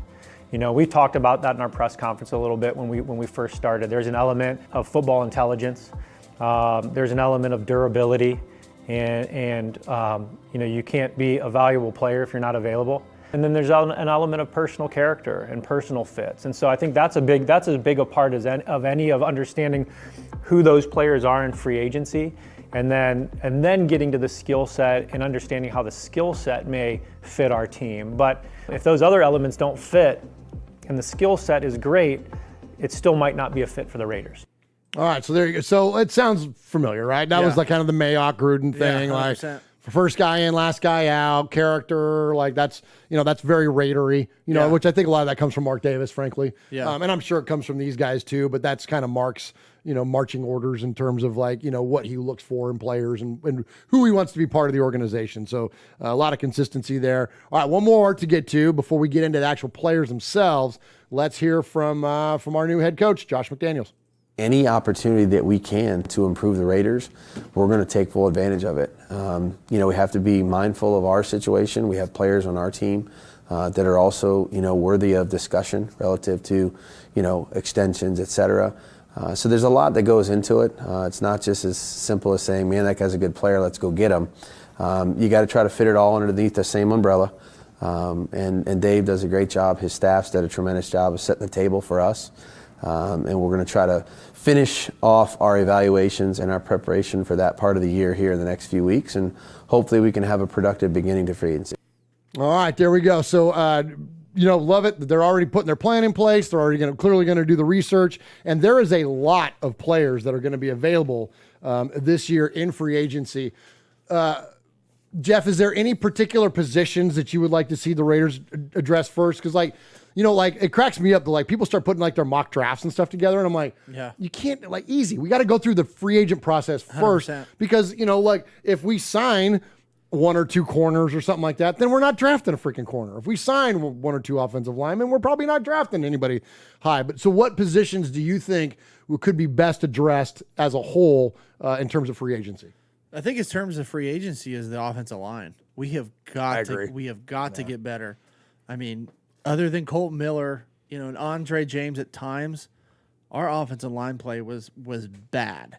I mean, it was really bad. Pass pro and run blocking. I mean, and I said it earlier, Brandon Parker was just getting abused on the outside at the right tackle spot. Leatherwood was better when he moved to guard, and he was pretty decent in run blocking, but his pass pro was not good. He was getting on his heels. He was getting pushed back into the quarterback, which for a big guy like that is surprising. But hopefully he gets better and figures it out. You got to give that guy another, some more time to figure it out. But we got to get a right tackle for sure, and just in a couple guys, honestly. And then I think depending on who's out there, I would love to see some pressure up the middle. And we had it at times with Solomon Thomas last year, and Quentin Jefferson, and there was a couple other guys in there in the middle. But we got the outside pressure. Now, if you can collapse the pocket from right in the quarterback's face, the number one hardest pressure for a quarterback to deal with is right up the gut. And if you can get that from a guy like a nose tackle or a D tackle, a 1 or 2 technique, that's the best pressure you can get, because you got Ngakoue and Crosby off the sides. So I would say O-line, D tackle, and then obviously we got to get Carr a receiver. So which I think they might address that in the draft, but. Yeah, I agree. And we're going to talk a little bit about some of the players at those positions, especially wide receiver, that are available in the draft, because look, from what we broke down last week, when you look at, again, use the Bengals as the example. They were criticized for not taking Penei Sewell in the first round. Instead, they take Jamar Chase, and oh yeah, look at that, we ended up in the Super Bowl. Stud. So if you have a chance to get an elite playmaker in the first round, that's what you do. Versus offensive line, you can address that with free agency. And I read the list last week of the last 5 Super Bowl teams in terms of the offensive line. So of the 25 players, 10 of them were acquired via free agency. Yeah. And there were 7 more that were drafted late and developed. So the majority of offensive line players, you're not drafting a first round offensive line. So this is the time then for the Raiders to attack it. And so when you look at a player like Brandon Scherf, who's going to be out there, granted he's going to be expensive, but that's the kind of player that's going to be available to the Raiders in free agency. And maybe that's a direction that you go in. Some other names to look out for in free agency, and this is not any particular list of position, but DJ Chark and Allen Robinson, at wide receiver. Either one of those guys could come in and be our number one. Like that could be it. Now, I personally would rather see the Raiders address wide receiver in the draft because you get them, they're cheaper. Yeah. And they're youthful. Like they're going to last a long time versus these guys are great. But I would like to see our number one. Now that said, number one wide receivers out of the draft aren't necessarily going to make an impact day one that we're going to draft at 22. Yeah. So there's definitely a game there to be played. What do you think? Yeah, I think this draft is got plenty of wide receivers, and we got to get somebody that can stretch the field vertically.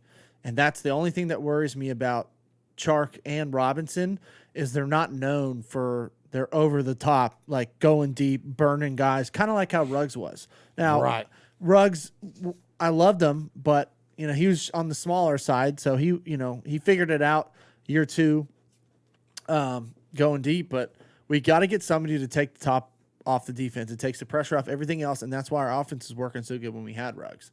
So I like Allen Robinson. He's a great route runner. He has got great hands, so I'm not going to turn that guy down by no stretch of the imagination. But I think there's plenty of guys with good size and that can run in this draft that we could get at like you said, at a cheaper price, and that can make an impact on day one. Because you got Renfro, you got Waller, assuming they're going to continue to do what they've been doing, and just adding that other piece. It's going to go a long way. Absolutely. The only other name out there at wide receiver, maybe like a Juju Smith-Schuster. But again, you're not talking about a guy that's going to just rip it down the field on a 9 route. You know what I mean? So I'm with you.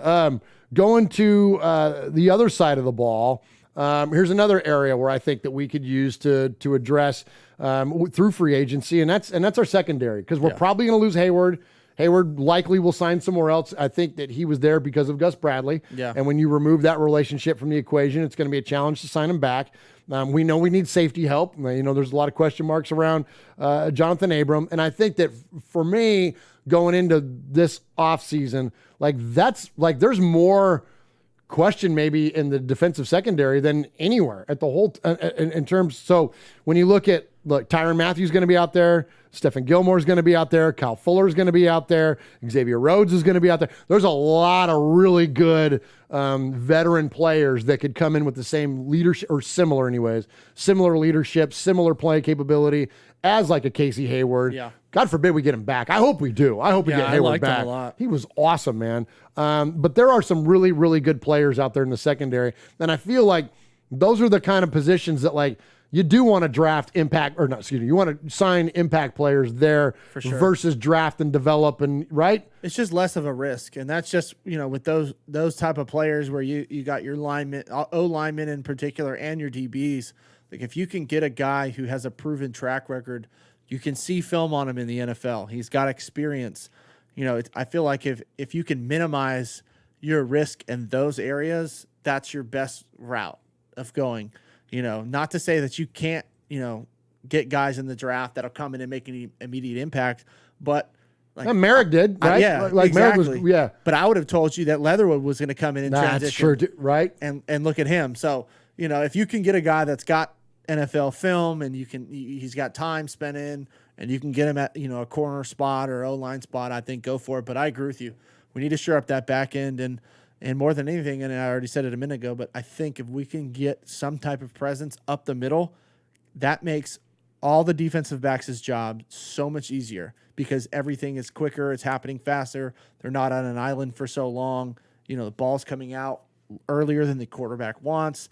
It just, and we saw that every time we got pressure with Ngakoue or Crosby, good things happen for us in the back end. Yeah, absolutely. And we can just add a presence in the middle. I think it's going to go a long way. It's kind of like the chicken and the egg, right? Like it's like, good pressure leads to good secondary play, and good secondary play leads to pressure, right? Like they complement each other. So I'm totally with you. And so let's go ahead and transition a little bit over to the draft side of it, because I think that's where there's some monsters in terms of defensive line in this draft. Yeah. And so I'm going to throw a couple of names out there at you. So, of course, Jordan Davis set the combine on fire, right? Yeah. He was the absolute darling of the combine.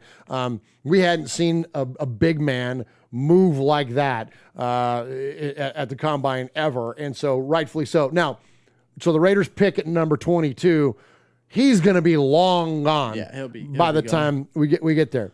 That said, there will be a player that is his teammate, and I'm talking about Devontae Wyatt, who will be there for the Raiders potentially at 22. So Wyatt, he ran a 4.77 40, which is crazy, which is 100th of a second faster than Davis.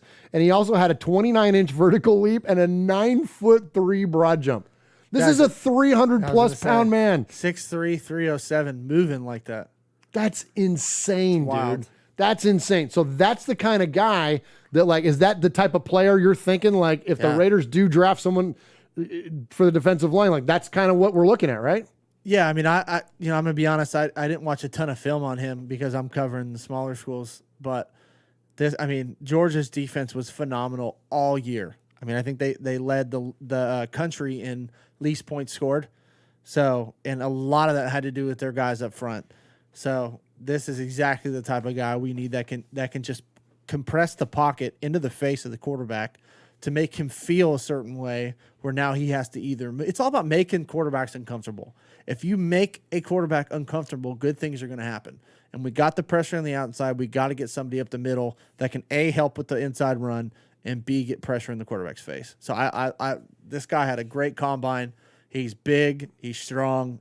If he's available, at 22, I would definitely take a look at him. Definitely a move right there, right? Yeah. Another player. So we need some help at linebacker. Yep. Linebacker's a challenge for us. Look, when you look at like Corey Littleton's contract, Nick Kwiatkowski. When you look at Nick Kwiatkowski's contract, and there are a handful of others too, including this guy. F to the E to the R to the R to the E to the L to the L. It ain't furl. We have about $20-some-odd million in dead cap money between Farrell, Kwiatkowski, Littleton, and Nassib.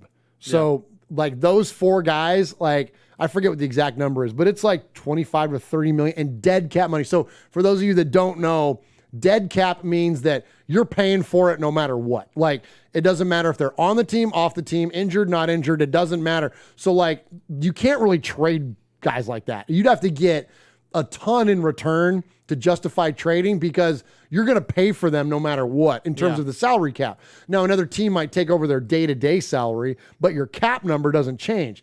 So Corey Littleton has a $9 million cap number, dead cap money. That's high. And he's there no matter what. Now, and he's not playing well, or at least he didn't in the last version of Gus Bradley's defense. So anyways, so we may not move into like, is Bobby Wagner, are we going to sign him, or are we going to draft that inside linebacker? I think you're going to overpay for a guy like Bobby Wagner as well. Absolutely. He's on the tail end of his career. Absolutely you will. And so it'll be interesting to see what the Raiders do if they choose to ride with who they got, and maybe coach him up different, put him in we know Derek Graham's going to do multiple things. He's not going to be locked in this 4-3 like Bradley was. So maybe there's an opportunity for Littleton and Kwiatkowski to flourish within those things.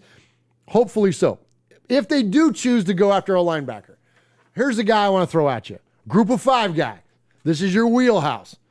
Devin Lloyd, who's the linebacker at Utah, at the combine runs a 4.66. He's got a 35-inch vert, broad jump at 126 inches. But the thing that I love about Devin Lloyd is that he had 4 interceptions in 2021, which is as much as any linebacker in the country. He also had 8 sacks, as much as any inside linebacker in the country. He's a do-it-all player and is going to provide an instant impact. We haven't had a playmaking turnover machine at linebacker since Kirk frickin' Morrison.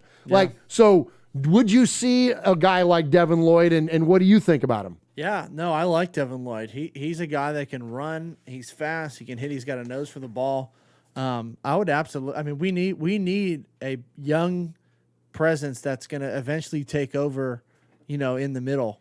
So I'm all about Devin Lloyd based off of his ability and his history this past season. Another name, and I said this last time I was actually on here, to look out for. I'm telling you, This guy is going to be a stud. He's flying under the radar. I don't know where he's going to go in the draft, but he's coming out of Wyoming. Chad Muma. This guy. Oh, yeah. Talk about him. 6'3", 240 pounds. He ran a 4.63 at the draft. He led the nation in tackles last year, and he was very close his junior year as well.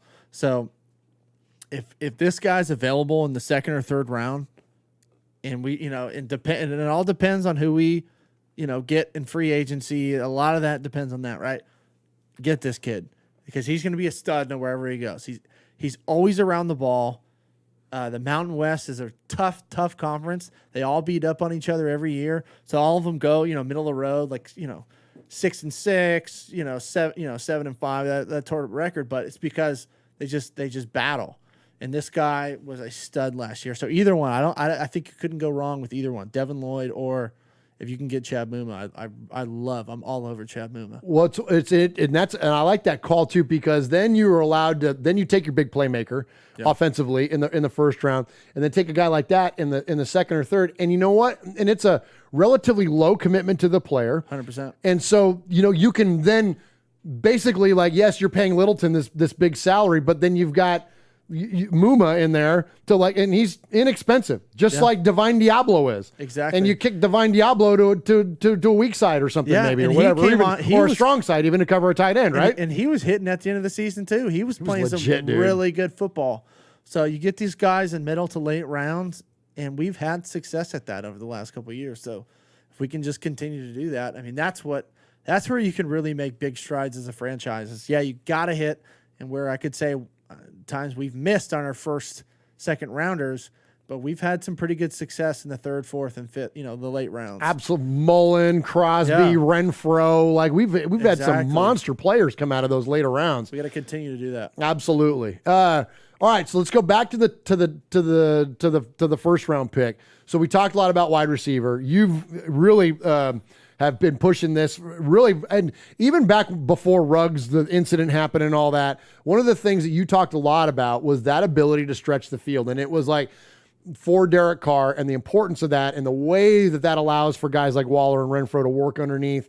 And then also too, in terms of elite speed, another thing I'll never forget you talking about on the show was that it wasn't even just, again, not running that straight 9 route deep downfield, but his quick slant ability to be able to split defenders, to be able to split safeties and work that part of the field, that whatever second, third of the field, whatever that is, but that importance of that elite speed. So there are going to be a couple of guys that have not quite rug speed, but really, really, really freaking fast at 22. So there's two names I'm going to throw at you. Jahan Dotson is one of them, and Chris Olave is the other. So Jahan Dotson ran a 4.43 at the combine, and Chris Olave ran a 4.39 at the combine. So both of these guys have absolutely elite speed. Jahan Dotson comes from Penn State. Chris Olave is Ohio State. What do you think? I know you're not a Power 5 guy, and I want to hear these are the last two names I have on my list, and I want to hear about yours. But what do you think about those two guys, and in terms of day one capability? Should the Raiders pull a player like that at 22? I think if I know more about Olave than I do about Dotson, but if Olave's there, him, I can't remember the other guy at Ohio State's receiver's name, but both of those guys were electric, man. And say what you want, Ohio State's one of the best, schools in the country year in and year out. So if you can get a guy like that at 22, I don't know if he's going to be there or not. And it all just depends on who we get in free agency. If our O-line is looking good and shored up, I think we need to go receiver, or unless a top D tackle or something inside guy drops to you. So it's all very fluid and relative. It all depends who drops, who you get in free agency. But I love Olave. Just based off the stats that you listed off Dotson. Penn State was a really good school too. They had, they were a top team for a long time last college football season. So I think either one of those guys, they got plenty of film, and I'm a big film guy. If you got a guy that has plenty of film, 2-3 years worth of experience, and you can go back and look at the body of work, then that's going to be a safer bet. I'm all about minimizing risk. So Olave, but there's plenty of speed out there. Any guys in the? So let's go to the group of 5. Who's like aside from you mentioned Chad Muma, yeah, and then who else is on your radar? Receiver wise, Calvin Austin out of Memphis. Guy ran like I think it was a 4.38 or 4.37. The guy's a burner, but he's a small guy. He kind of reminds you of Ruggs, right? Okay, but a guy like small, like 5'9" or like 5'11". No, he was like 5'8", 5'9". Okay. He's a smaller guy. So and being at Memphis, I don't know necessarily how he transitions into the league. Playing against bigger DBs, bigger safeties. That's always a little bit more of a risk as opposed to Ruggs, who's at Alabama, who's used to going at bigger guys. But Alec Pierce out of Cincinnati, he's a 6'3" guy, and everyone was questioning his speed. He ended up running like a 4.4. Okay, that's legit. He's a big body. He can catch. He's I think he's a 4th or a 5th year guy. He's been there plenty of times. He's got plenty of film. If he's at a late round, like a 4th or a 5th rounder, like that, go get him. Like around where we grabbed Edwards, like somewhere in that range. Exactly. Yeah. So Alec Pierce is a name to look out for. But if we're in the first round and Olave's there and the D tackles that we probably wanted is not, I would go with him. That'd be my guy. Okay. Anybody else in the group of 5 that you I know, like let's talk about quarterbacks. So we Mariota's likely gone. So is it feasible that the Raiders in a later round or something draft a quarterback to come in and fill out the room a little bit? I hope they do. I mean, if they do and you can get them, and Carson Strong out of Nevada is a top guy. He'll be gone probably in the first or second round. And then you got golly, I can't remember the kid out of Liberty. He'll be gone. Oh, Malik Willis. Yeah, he'll be gone in the first round as well. But I've said it before, Bailey Zappi, man. That's the guy, right? If this guy's hanging around in a late round, grab him because he is smart. Everyone was doubting his arm strength, but the guy's, he's got plenty of arm strength. He's got better than Garoppolo, and Garoppolo's starting in the league. Yeah. And this guy put up numbers. He broke every record in college football. So I'm a big Bailey Zappi guy. Did you watch the combine at all? I watched most of it. Yeah. He was throwing dimes, dude. That kid, because you had said his name, and so when I was watching, I looked out for him, and I'm like, oh shit, Murph was right, man. Like this, not Murph, Murph, you. Yeah. Sorry, anybody that doesn't know Jeff's nickname is Murph too. So I'm like, wow, he was right. Like, dude is. And I know it's the underwear Olympics, but still, man. Yeah. He's still making throws. He's polished, man. He's got tons of experience, and you can't replicate that. Like when you throw the ball that much. He did it at Houston Baptist where he was before he went to Western. He goes to Western, which is D1, and breaks every record for a quarterback on the books. I don't care who you're going against. You're still reading defenses, throwing the ball. Like if he's around in the late round and we feel good about who we have and we don't need to address anybody else, grab him. Love it. All right, good stuff there from QB Jeff, and I look forward to catching up with the chat room and seeing what your thoughts were. I want to shout out and give respect to our buddy Pineapple, $20 donation in there. He says, I was out on the ledge after the donkey news, but you guys are talking me down. We appreciate that, and yeah, we just try to give a little bit of positivity to this whole Raider thing that we do. Matthew Mangus is in there. Aaron the Q-Dog Raider. Paul is in there. The Big Easy. What's up, Big Easy? Haven't heard from our buddy Big Easy in a minute. Tom is in there. Fargo Raider. Michelle Sweat. Kill Jadis, Fabricator Gill, Tyrone Graves, Black Tide Raider. That's a new name. Appreciate you, Black Tide Raider. Thank you for joining us here at Raiders Fan Radio. And who else we got? I'm going to scroll up there a little bit. Shalene is in. Shalene is in there again. That was a new name from last week. Appreciate you. Raider Critique is in there. Vata Loco is in there. A lot of our good friends in there. We appreciate you checking us out here at youtube.com/Raiders Fan Radio. All right, a couple more quick things to get to before we get into the Sea of Fans mailbag. Let's check in next with a little bit of Raiders and pop culture.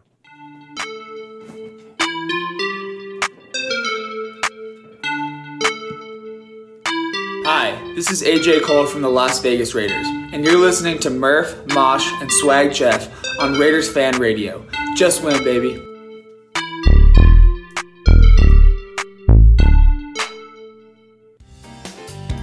Hey, Raider Nation. I just want to say hello. This is Pastor Mondo of NationMinistry.net. You're listening to Raider Fan Radio with Uncle Mosh and my brother, Murph.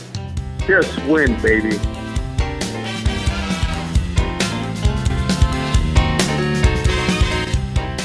All right, so we love to feature a little bit of Raiders and pop culture around here. This is where we look to things that are outside the sports realm and look to see where we can find the Raiders, whether that be movies, that be music, that be TV shows, commercials, anything like that. And so this was pretty cool. So this is just a little quick version of Raiders and pop culture tonight.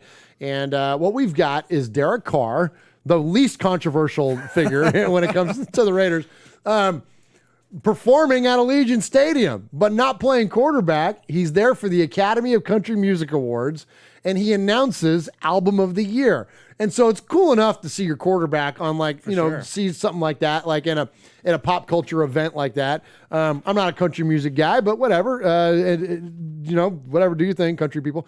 But you live in the South, Murph. Come on. I know, and it's fun. And we live in Nashville, which is like the freaking like the mecca of country music. And I love downtown Nashville, and I love all that. I'm just not a country. Are you a country guy? I dabble. It depends on my mood. I'm a very moody music person. So okay. Summer I'm listening to a lot of country. Are you? I'm a big bluegrass. I play guitar, so I like bluegrass too. Oh, there you go. Okay. But then I still hold it down for my West Coast rap. Let's go. Underground and all that stuff. Oh my gosh. So speaking of that, so my birthday is at the end of March, and the weekend before my birthday, guess who's coming to Bridgestone Arena here in Nashville? Who? Mount Westmore. No way. Ice Cube, Too Short, Snoop. It's going to be amazing. I think I saw that. I think Scarlett, my wife, saw a flyer. She's like, "We got to go there." I was like, "Yeah, we got to try and get some tickets or something." Oh my gosh, it's good. And the only reason I didn't say E40 was because he's a Niner fan. But yeah, it's going to be awesome, dude. Yeah, that's. But okay, good deal. So yeah, I'm not big into the country. Although I'm from California, you're from California. Our kids are not. No. My boys are from Tennessee, and they love like Johnny Cash and Charlie Daniels and like all that like old school like outlaw rebel country, all that kind of stuff. Like they love all that kind of stuff. But anyway, that's not my wheelhouse, man. I don't like it. No big deal. Yeah, whatever. And so all right, but Derek Carr. So back to the thing. Derek Carr is announcing the album of the year at the Academy of Country Music, and it's not so much even Derek out there. Presenting the award, it's the Raider fans that are in attendance because, again, it's Allegiant Stadium. So listen to the guys in the back. There's always someone in the background saying what we love to hear.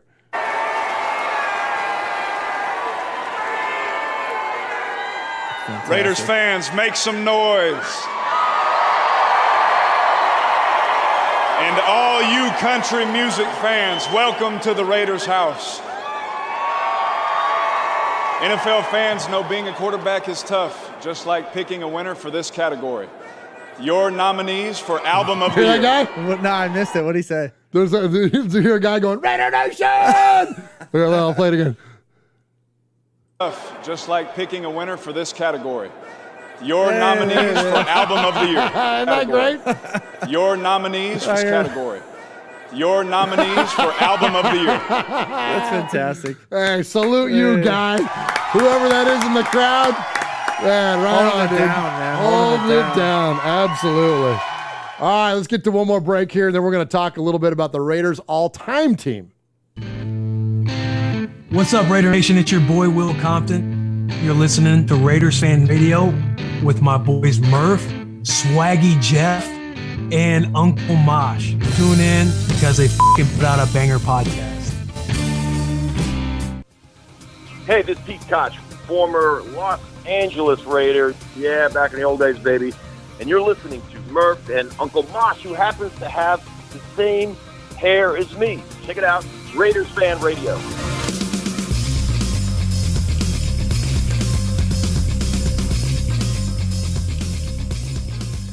All right, so this is pretty cool. So this week, an article came out in Sports Illustrated from the Raider Maven. It is authored by Tom Lamar, and we featured some of Tom's work here before at Raiders Fan Radio, and appreciate the excellent reporting and articles that he writes. Tom released, QB Jeff, his all-time Raiders roster. Okay. So this is all 22 starting positions, and this is the greatest of the greats. Now, I agree with about 80% of this. There are a few of these, Tom and I are way off, but there are some that they're inarguable. Yeah. So, all right. So I'm gonna throw this to you. Give me your all-time Raider, and I'm gonna check off the list here and see how you line up, not only with Tom, but with me. And as I'm saying these, chat room, we want to hear from you. Michelle Sweat's in there, Paul, Aaron, Alfred, Ebony Graves, Big Easy, Ms. Molly, Thom, Cool Kev is in there, Pineapple. We want to hear Chronicles of the Black Hole, Daniel. We want to hear who your favorites are. And you can take it in any order that you want. You can just start throwing names. I got them all listed out here in front of me, and we'll just kind of check them off and go down the list and see what you got. All right. Let's go Ken Stabler. Kenny Stabler. Absolutely. I think that's completely inarguable that Kenny Stabler is your quarterback for the all-time great team. Yes. All right. Fred Biletnikoff. Freddie Biletnikoff is absolutely on the list and is on the opposite side of the field from Timmy Brown. Timmy Brown. That is exactly who he has. He has Tim Brown on the opposite side. And then if you had to pick a slot receiver for the Raiders, who would you pick? Slot?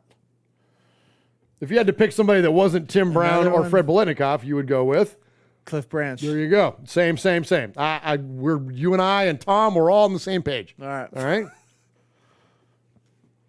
We got running. Are we going running back next? Sure. Wherever you want to go. Yeah. See, I wish he had a longer stint. So he probably has Marcus Allen. I would say Bo Jackson just because I'm a big Bo guy. Okay. Interesting. So I'm with you, and I'm not with you. It is Marcus Allen. Okay. I mean, because Bo doesn't have the stats long term to. Marcus in the Hall of Fame. Yeah, he's in the Hall of Fame, and the potential of Bo Jackson, it's unbelievable. The legend of Bo Jackson is yes, I agree with what Bo could have been. But he wasn't. And like I talked about earlier about the Raiders that are versus the Raiders that aren't, Marcus Allen, I know a lot of people feel a certain way about him, and he became a Chief and all that, and I get all that. But he's a Hall of Famer, man. Marcus Allen was the greatest Raiders of all time. He was the leading rusher in franchise history with 8,500 yards, 79 touchdowns, 11 seasons. Plus, he had 446 receptions for 4,000 yards and 18 touchdowns. Marcus Allen is an amazing career really Raider. Was. Yeah. So there you go. So then how about, let's say, who lines up in front of him then at fullback? Fullback? This is where I disagreed with Tom. I'm gonna be honest. I don't even know who he's got.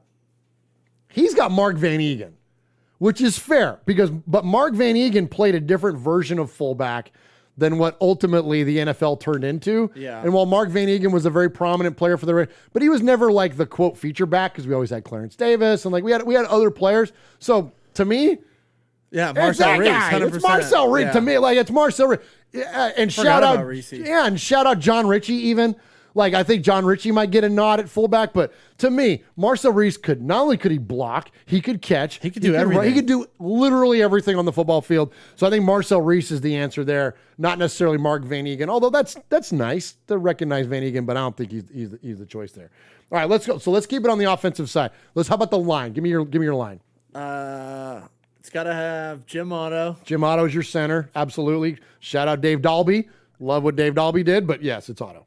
Upshaw, and it's got to be Art Shell. There you go. The greatest left side in the history of football is Art Shell and Gene Upshaw. You're testing me. This is hard. Hey, man, it's fun, all right? Now, this is what, now this gets tougher as you go to the right side of the line, and here's where I pull back a little bit from what Mr. Lamar has written here. How about who was our big right guard during the heyday of your childhood during the early 2000s of the Raiders? Golly, I'm blanking here. Steve Wisniewski. Yeah. There you go. We got to go Wiz. Yeah. So you go Wiz at right guard.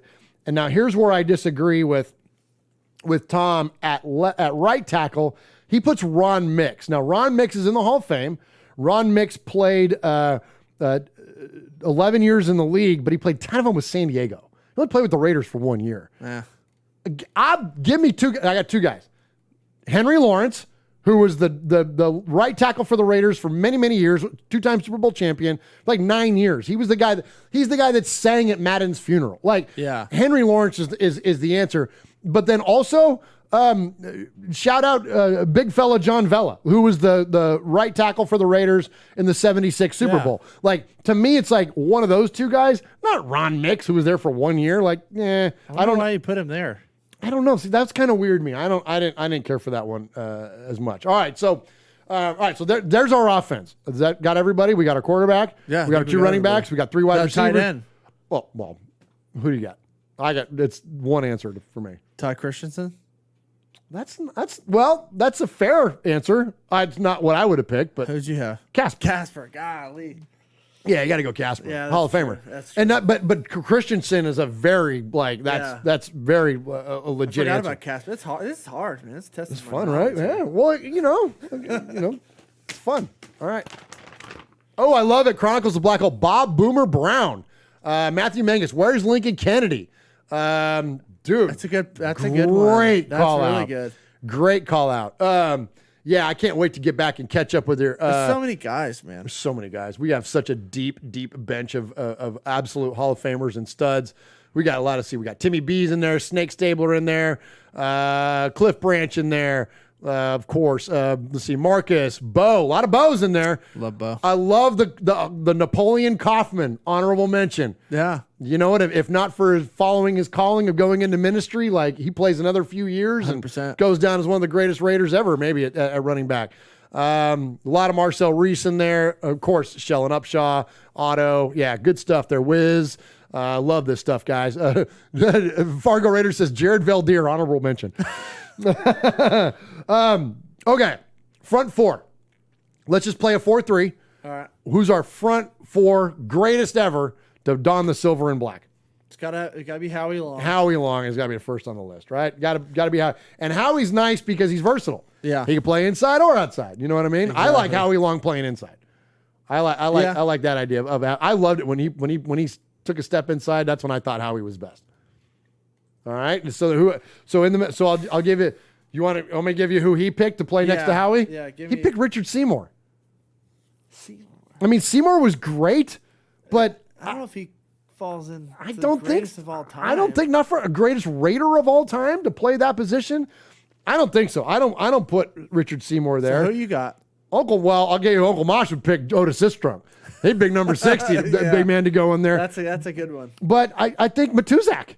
Oh yeah. I think you got to put Matuzak. You got to put Matuzak and Howie next to each other on the interior. 100%. Let's effing go, dude. You get those two in the middle, man. Forget about it. That's it. I think that's the move. And then for the edges, I like you got to have all-time sack leader, 109 sacks, Greg Townsend. Yeah. You got to put Greg Townsend on there on one side, and Tom's got Max Crosby on the other side. Whoa. Of Greg Townsend. That's ahead of Big Ben Davidson.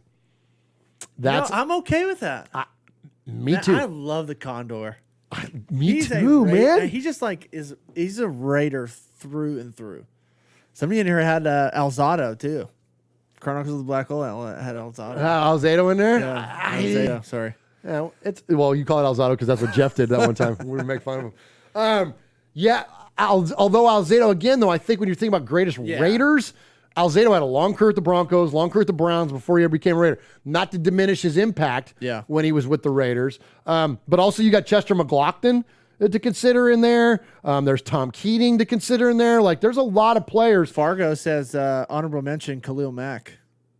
Oh, but again though, he left. He left. Yeah, well, is he one of the greatest Raiders of all time? I don't think he wanted to leave though. I don't think he wanted to either. But you know what though, Fargo Raider, if he stays, if he plays another 4-year contract, damn right he'd be on this list. Think about that though. I mean, Dude, this is all speculation. I know, but do it because this is fun.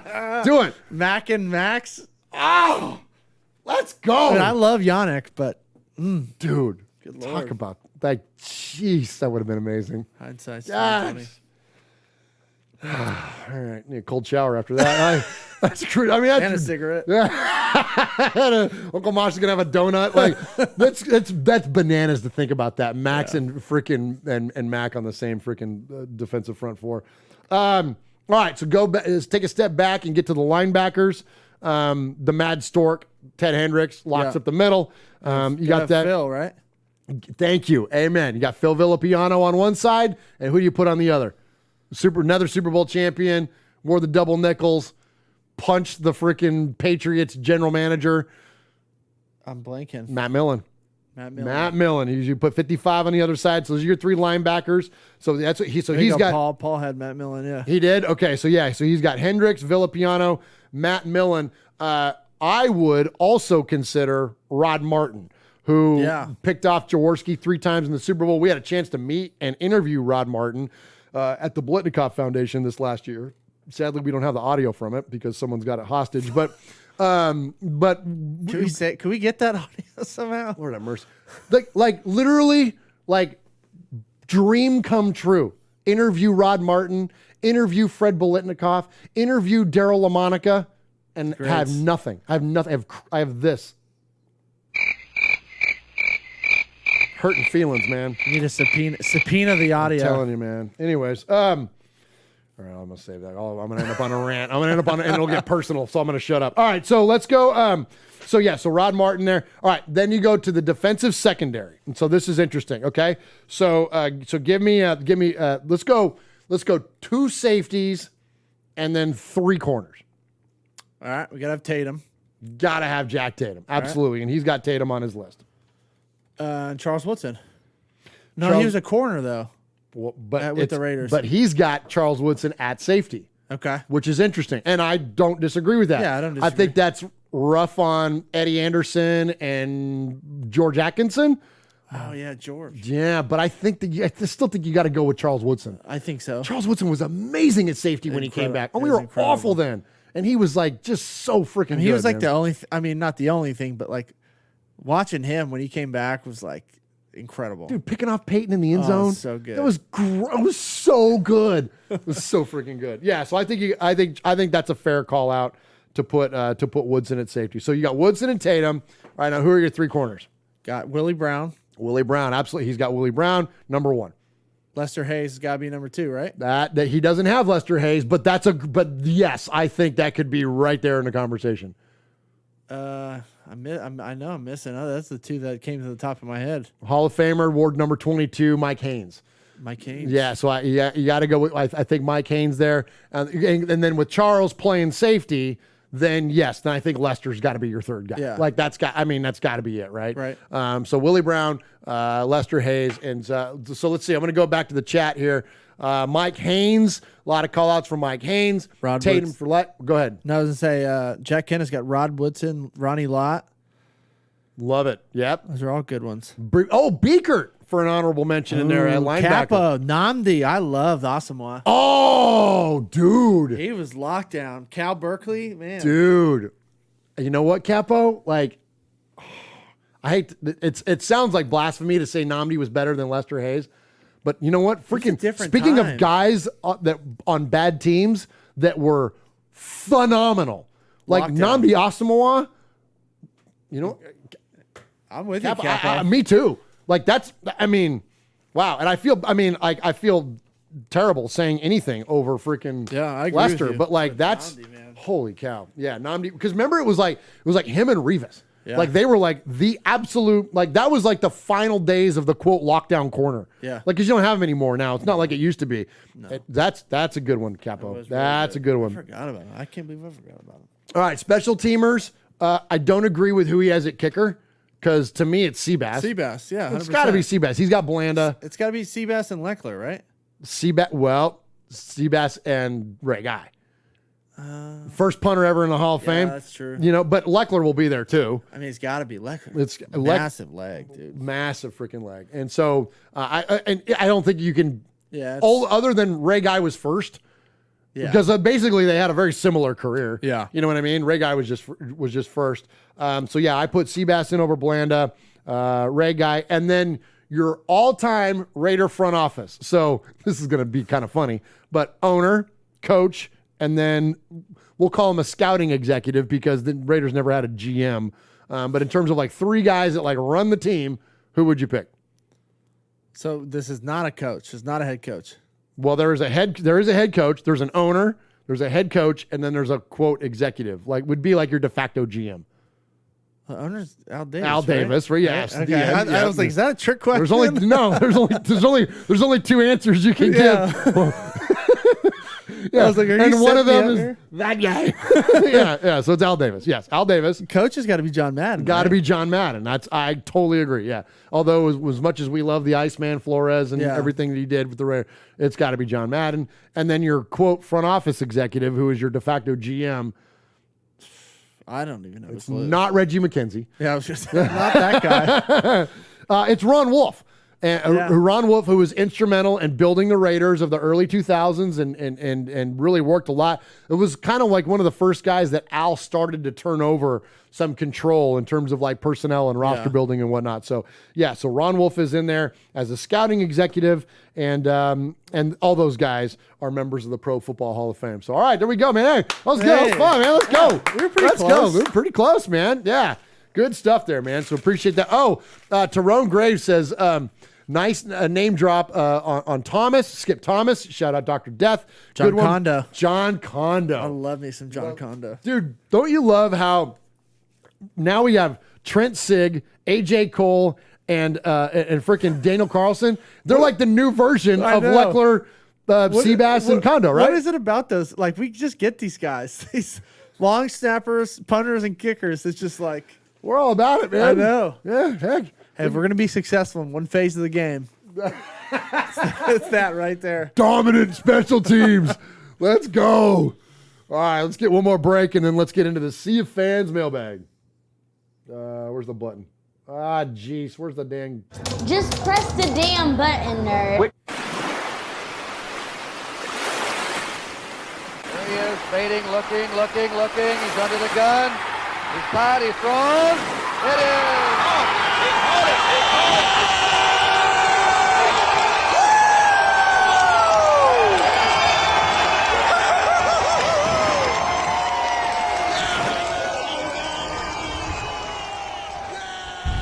All right, appreciate everybody in the chat room tonight. Chronicles of the Black Hole. Amy Trask. Don't forget about Amy Trask. Fargo Raider says that too. Fabricator Guild. A lot of Amy Trask in there. Great call out there. Kiljadis is in there. Raiders Pinoy says Amy Trask. Aaron the Q-Dog Raider, Amy Trask. A lot of that. Tom is in there talking about Ron Wolf. Tyrone Graves. Trinidad is in there. Cool Kev is in there. Lee B. Lalo Meloso is in there. The Big Easy. Paul is in there. Crujo is in there. We appreciate all. Oh, Crujo says Tim Brown is returner. I like it. I like that. I do like that. Timmy Brown for sure is returner, and that's no disrespect to Jacoby Ford and Johnny Lee Higgins. the under freaking sold Johnny Lee Higgins. I love that guy. Yeah. All right, so this is where we hear from more of you and less of us, which is always a good thing. And we've got some emails to get to tonight, and you can email the show at any time at show, that's SHOW, at RaidersFanRadio.com. Email us, and if we read your email an indefinite amount of times, you can become a made man or a made woman. And we've got a new made man to announce tonight, but that's when we get to the phone calls. So before that, we've got some emails.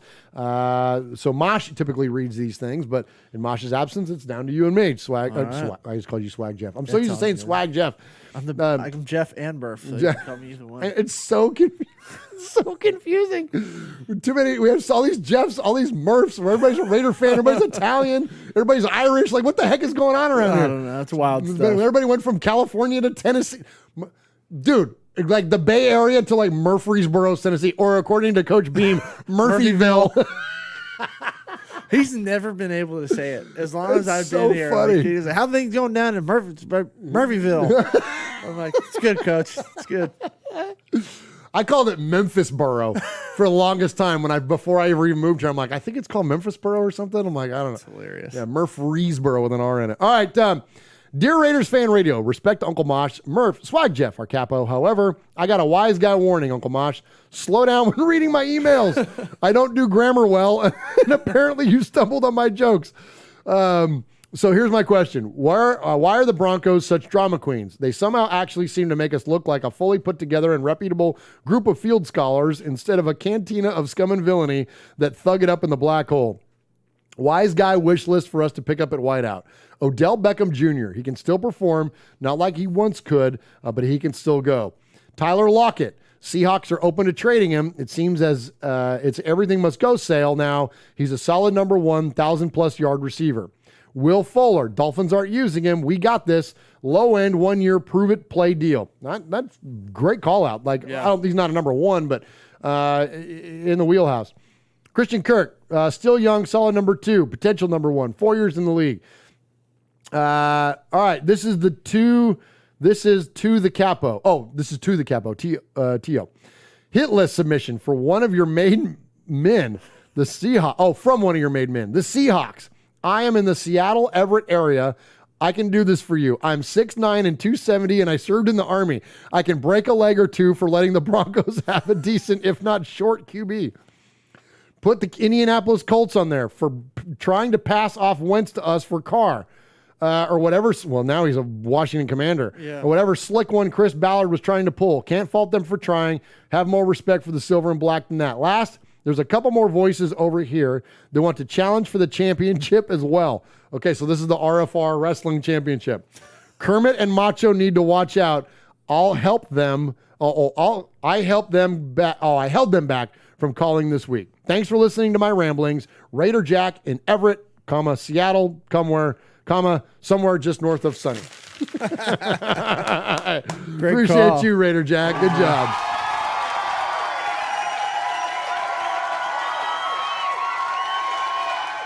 All right, QB Jeff, who do we got next? We got Fargo Raider. Fargo Raider. Oh, thank you, Fargo Raider, again for the beer and the chocolate-covered chips. Chocolate's phenomenal. Those are so good. And the beer, too. All right. Greetings, Murph, Swaggo, Uncle Mosh, and Nation. If I don't hear another Wilson sack polisher again, it would still have been too much. Equally, if I hear another moronic call for us to trade for Watson, I am liable to go stand on a lake and shoot a ring around me. Jeez. This guy has 22 civil cases to address before we can even begin to discuss what it would take to get him in the silver and black. And not to mention the zero tolerance policy the Raiders have with violence against women. Jeez. Oh my God. Who proofreads these things? I don't know, man. This is great. The damn sky isn't falling, and I'm not scared of Sierra's bitch.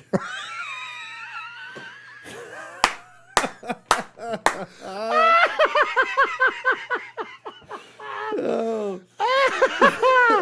Oh, that was awesome. That was fantastic. The Broncos, I think I'm saying this right. The Broncos, no, I don't even know how you'd say that. Broncos, I don't even know how you say it. Okay. Gave away a king's ransom to bring in one guy.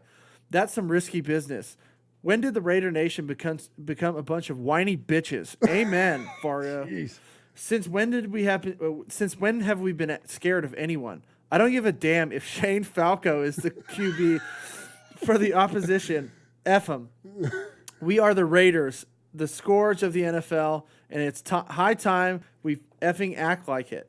We are the home of the black hole where opponents' dreams come to die. Let's go. Go get a veteran DB to help the young guys and buckle your chin straps, children. I will never concede defeat, and I'm damn tired of hearing the nation do so. Have some effing heart. Ranting from the land of ice and snow, Fargo Raider. P.S. I have your beers and treats on the way. May get there tomorrow. Let's go. Yeah, Nice. Nicely done, Fargo. Appreciate you, Hey, Josh. man, all the way through. Especially Sierra's bitch. That was funny, dude. That was funny. That was good stuff. So, so we award a Sizzler Award at the end of this thing, which goes out to the best emailer or phone caller. That's clearly in the running. Uncle Mosh normally does that when he's here. But Jeff, now that he's not here and you're in the seat, you got to take the reins. So whoever you think is the best emailer or phone caller will get that award tonight. And that was great, Fargo.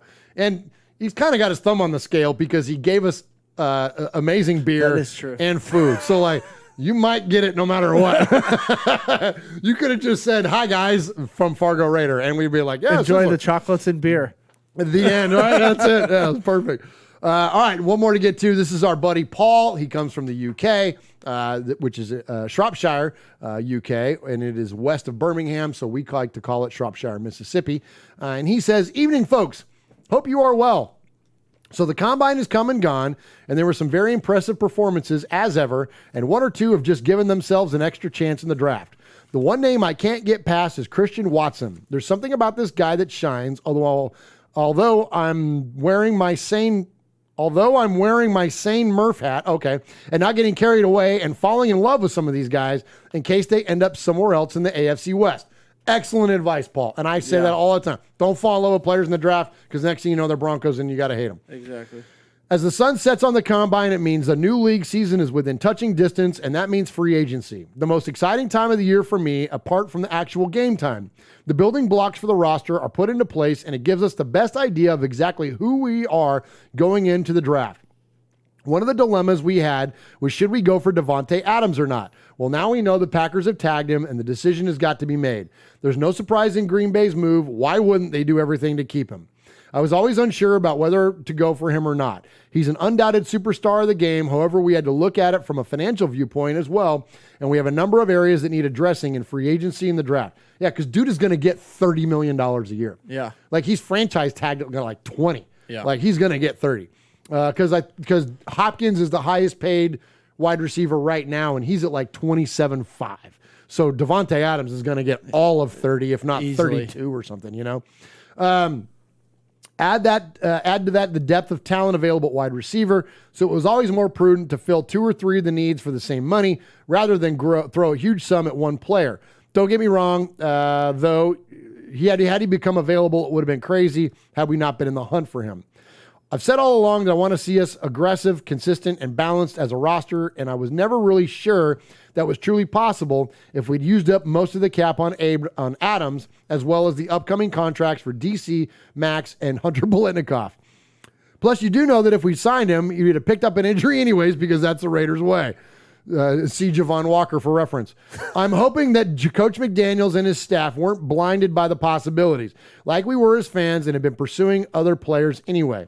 Personally, I'd like us to go for Allen Robinson and maybe even DJ Chark as well, and there's a wide choice of options this year. Elsewhere, Just Blog Baby had an article with the tagline, 3 reasons the Raiders should bring back Amari Cooper. All right, this ought to be interesting. Hell no! Drop this thought like he drops catches. The second he decided to quit on routes and pout in photographs as if someone had stolen his lunch money, he proved to me he hasn't got what it takes to be a Raider. I'd be really disappointed if his turd came back. How do you feel about that? I kind of feel the same way. Like, I don't want Amari back. No. I just spent the last 4 years bashing the guy. Exactly. Well, unless I can get him for like, pennies on the dollar. Yeah, if you get him for like a brother-in-law deal or something, like maybe, yeah. Donkeys have mortgaged their future on Russell Wilson, proof that insanity is alive and well at the shithole in the mountains. Decent player, yes, but not the all-conquering player that some are making out. Some Raiders fans have overreacted and starting running for the hills as if he's the be-all and end-all. I don't believe Pete Carroll is a fool. He wouldn't have traded him without good reason. Interesting, Paul. Yeah. This requires thought. What a freaking concept, Raider fan. Like, think of this thing through, actually. Seattle got some good players and picks in the deal. They just have to decide what to do with Drew Lock. Could it be Wilson is more trouble than he's worth, or is he washed up? I'd listen to Carroll before most people. And despite the fact that the AFC West got a little tougher, the trade doesn't bother me at all. It just doesn't matter.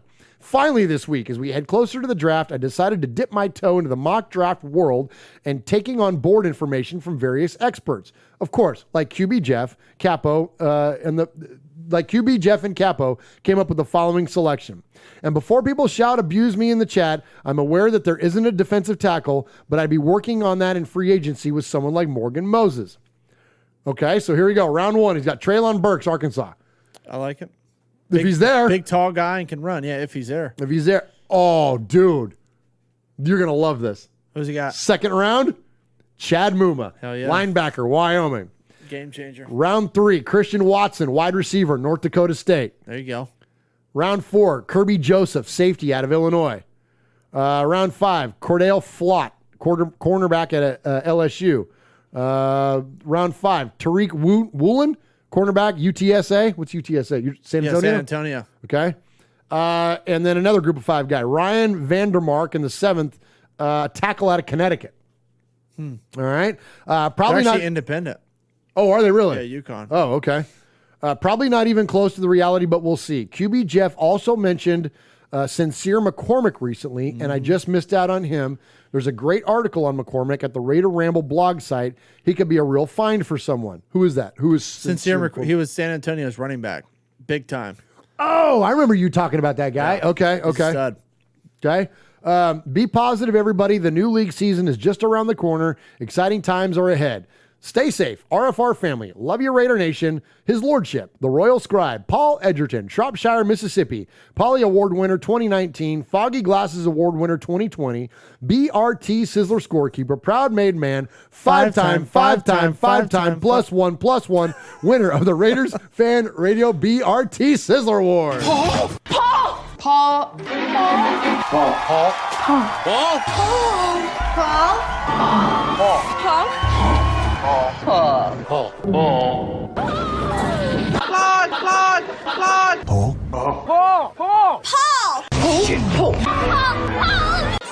your name Paul?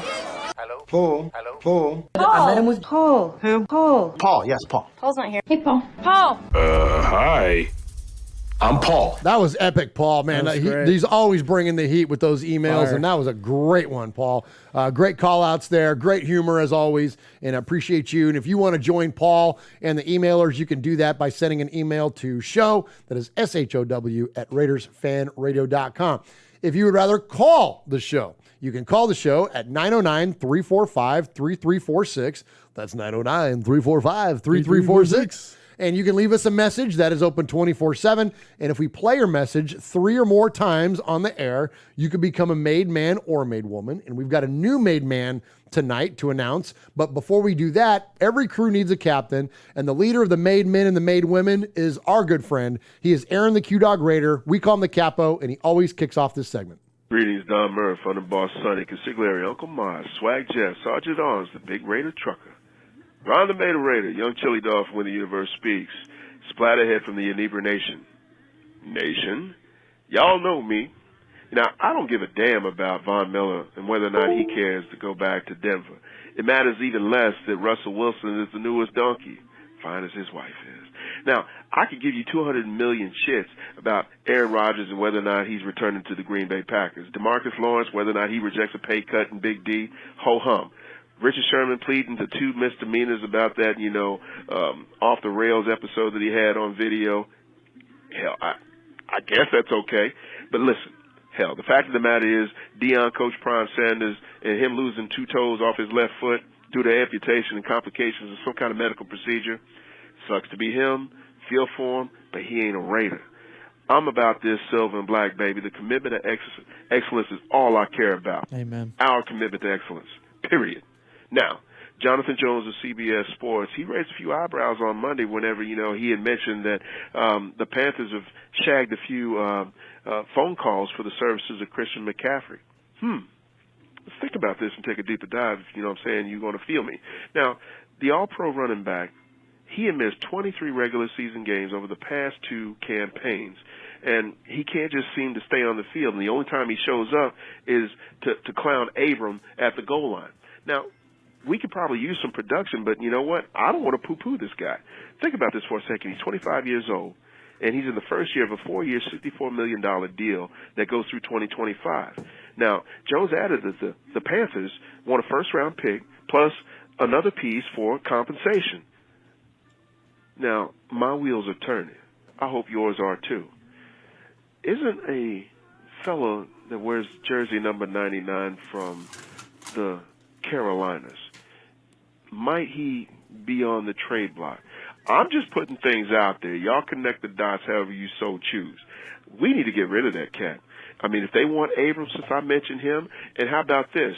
I'm even willing to put a straight up JJ for McCaffrey.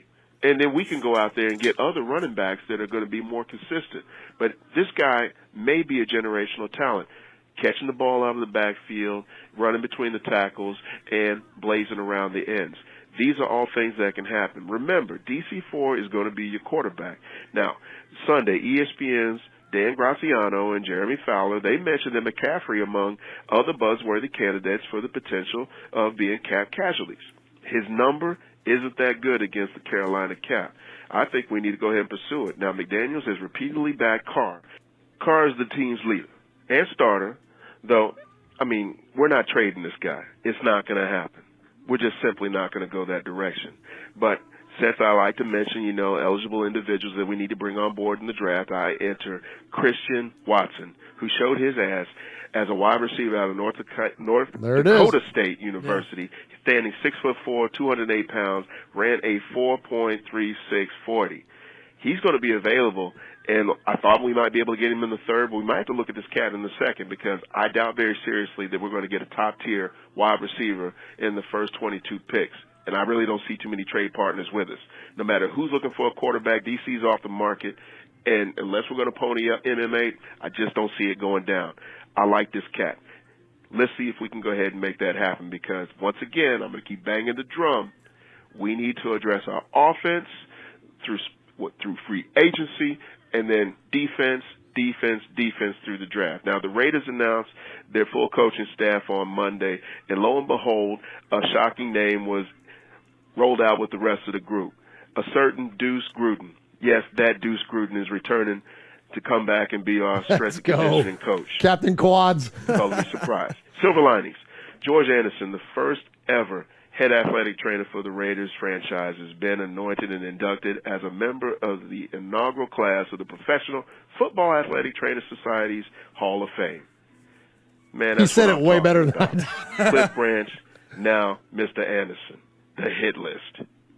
Jackson Mahomes, Tyreek Hill, Jerry Jones, Daniel Snyder, Calvin Ridley, Roger Goodell, Jim Rome, Mike Wilbon, Jason Whitlock, Coach K, yes, that Coach K, Aaron Rodgers, and Insurrection. Prayers go up to Queen Libby. All right, good stuff there from Capo, man. Awesome. Love it. Yeah, I'm not a fan of Coach K. No. And Aaron's a big Kentucky basketball guy, so he's definitely not a fan of Coach K. Yeah. I don't know. Never liked him. I don't like Duke. I've at all. never been a big Dookie. Nah, no thanks. No, thanks. All right, so good stuff there from the Capo. Appreciate you, Aaron. Always holding it down for us in terms of the voicemails, and appreciate the donation earlier as well. Capo, Ebony, Mike Y, Tyrone, Daniel, Crujo, Pineapple. Cannot appreciate those donations enough. And everybody that's in the chat room tonight, Fargo Raider, Kiljadis, Tyrone Graves, Alfred Esparza, Aaron the Q-Dog Raider, of course. Paul is in there, Ms. Molly. We appreciate you so very much. And you can join those great folks at youtube.com/Raiders Fan Radio each and every week. Michelle Sweat's in there. Let's see. Lamont loved watching his Tar Heels beat them in their house for Coach K's last game. That's right. There we go. Let's go. Yeah, Michelle's husband, Lamont, although he's a great Raider fan, his passion is college basketball, and he's a big North Carolina fan. So, Nice. yeah, good stuff there. Mario Fausto is in there. Appreciate you all in the chat room. All right, let's get to a few calls. Let's hear from, first off, we call him the Houstorian. He's down there in Houston, so we call him Houston. Oh, man, I messed that up. We call him the Houstorian. He is Houston Raiders Steve. Dang it. Almost had it, too. Murph, Mosh, Swag Jeff, Nation, Made Men and Made Women, Houston Raiders Steve. As we all know that we celebrate the life of John Madden, but I just wanted to let you know, from when Monday Night Football started, when Madden was the coach, they played 16 times on primetime TV. They had the Monday Night Magic. They were kings of Monday Night Football. In Oakland, they won 6 games, and they lost 2 games in prime time. On the road, during Madden's time, they won 6 times. They had 1 loss and 1 tie. So they were 12-3-1 on Monday Night Football when John Madden was the coach of the Raiders. As a child or teenager growing up in Houston during the John Madden days, it was pretty amazing, man. We only got to see the Raiders if they played in Houston or if they played on Monday Night Football. There was no Sunday night, Thursday night, anything else like that. So when they played on Monday Night Football, I finally got to watch our team with all the great players and Coach Madden and all the stuff with Howard Cosell, Dandy Don, and Frank Gifford, Don Meredith, call our Raiders. That made them a global team. So we want to thank John Madden for everything that he's done for the Raiders. And there's only one of him, and he was storming on the sidelines, but that was our coach. He was a player's coach. Everybody loved him. He was you know his impact. He was just an amazing man. God bless you. Rest in peace, Coach Madden. Goodbye. All right, there he is, Houston Raiders Steve. Good job, Houston Raiders Steve. Nice, sentimental. Yeah. Houston Raiders Steve there talking about, of course, the loss of Coach Madden, and we appreciate that. Houston Raiders Steve, appreciate that sentiment as well. And yeah, the Raiders were the kings of Monday night, man. We didn't lose on Monday Night Football, and when we did, it was very, very rare. All right, two more to get to. Let's hear from our buddy. We heard from him on the email, and now let's hear from him on the phone call. So I looked up, and I'm like, okay, Raider Jack. Raider Jack has been around this show for like 5 years, and I'm like, he's got to be a made man. Wasn't. Nope. So tonight he sent an email and he sent a phone call and he's been part of the show forever. I'm like, so you know what? Welcome to the family, Raider Jack, and we're going to induct you into the Made Men. We're going to pull out that chair and give you a seat at the table, and let's first check in with your phone call.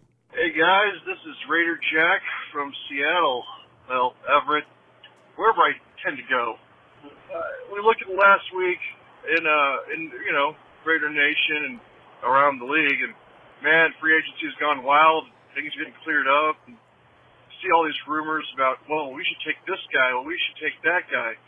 And you see that old standby, we should get Amari Cooper. We should not get Amari Cooper.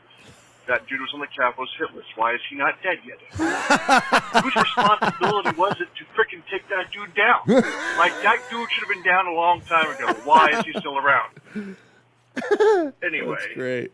I see Lockett might be coming here. That'd be interesting. I don't know. It's going to be a heck of an off season. It is really weird, really slow, really off the chain. I don't like it. Anyway, I got 3 minutes. I better stop. You guys have a wonderful day. I'll be listening to the show tonight. Go Raiders. All right. Appreciate you, Raider Jack. Nice job. And hey, man, welcome to the table, my friend. You are a made man. You showed you are part of the family by participation. By chance, a man like yourself should make enemies, then they would become my enemies. Showing you are a friend of Raiders Fan Radio, you have leapt across the line. Friendship is everything. Friendship is more than talent. It is more than the government. It's almost equal to family. Be loyal. Made man, Raider fan. Someday, and that day may never come, I'll call upon you to do a service for me. But until that day, accept this as a gift. And don't ever forget, words can hurt more, but silence can break hearts. All right, there he is. Congratulations to Raider Jack. Appreciate you up there in Everett, Washington, man, holding it down for the Pacific Northwest, man. Good stuff there. And keep them coming. Keep those emails and phone calls coming. Always like to get your messages and appreciate you being part and supporting Raiders Fan Radio. All right, last one to get to before we do the Sizzler and get out of here for the night. It is, man, we heard from these guys in a while. Let's go, man. There's no one like the Mangus boys. Good afternoon, Raider Nation. As this voicemail has come in, the AFC has just gotten tougher. And there are a lot of rumors from the so-called Twitter GM that Derek Carr will be traded. Let us have a moment of silence.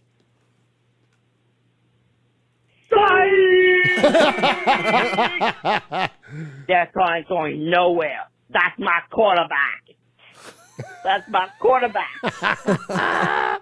Love you, DC. We love you. Bring us another Super Bowl. DC, DC, DC, DC, DC, DC. And Carl, we trust the haters. There it is, the Mangus boys.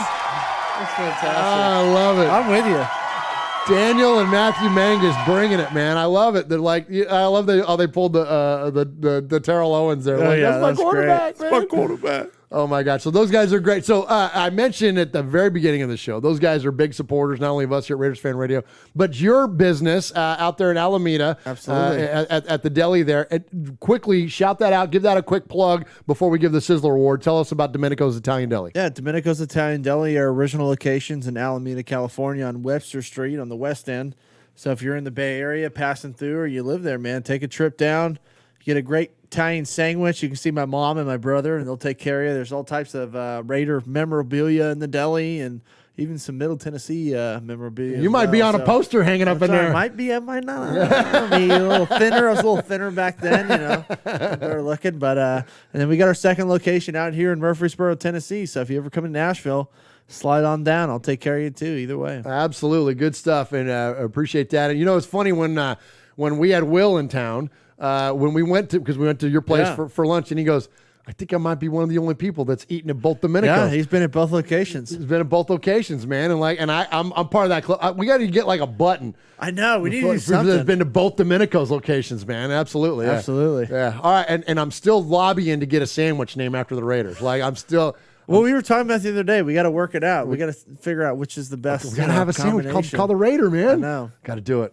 And it'll make sense because of Blue Raiders. Exactly. So it'll make sense here for our little town of Murphyville. We're taking over. We're taking over. All right, Murph. So Murph, you, not Murph, me. All right, who do we got? Who is the best of the best in terms of the emails and phone calls tonight? All right, so the emails, we had Raider Jack, we had Fargo Raider, we had Paul, the Royal Scribe. And then the voicemails, we had, of course, Capo leading it off. We had Houston Raider Steve, and we had Raider Jack again on the voicemails, now a made man. And then we had the main guy. Nice. Boys. So, man, this was tough. There's a lot of good ones. Steep top competition tonight. It's real steep. But I'm going to have to go with me. I mean, this guy just echoed, I think, everything that I was feeling and honestly said on Twitter and on the show. And it helps. He slid a little chocolate. Covered potato chips and the cold beer. Fargo Raider, man. Nice job, Fargo. Let's go, buddy. Thank you so much, Fargo Raider. You rock. Great email. I am the Sizzler. Sizzler. Sizzler. Sizzler. Sizzler. Sizzler. Sizzler. Sizzler.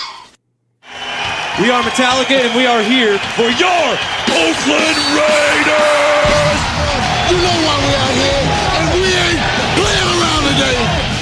From The Walking Dead to errant Jedi Knights, Raiders fans are a rogues gallery.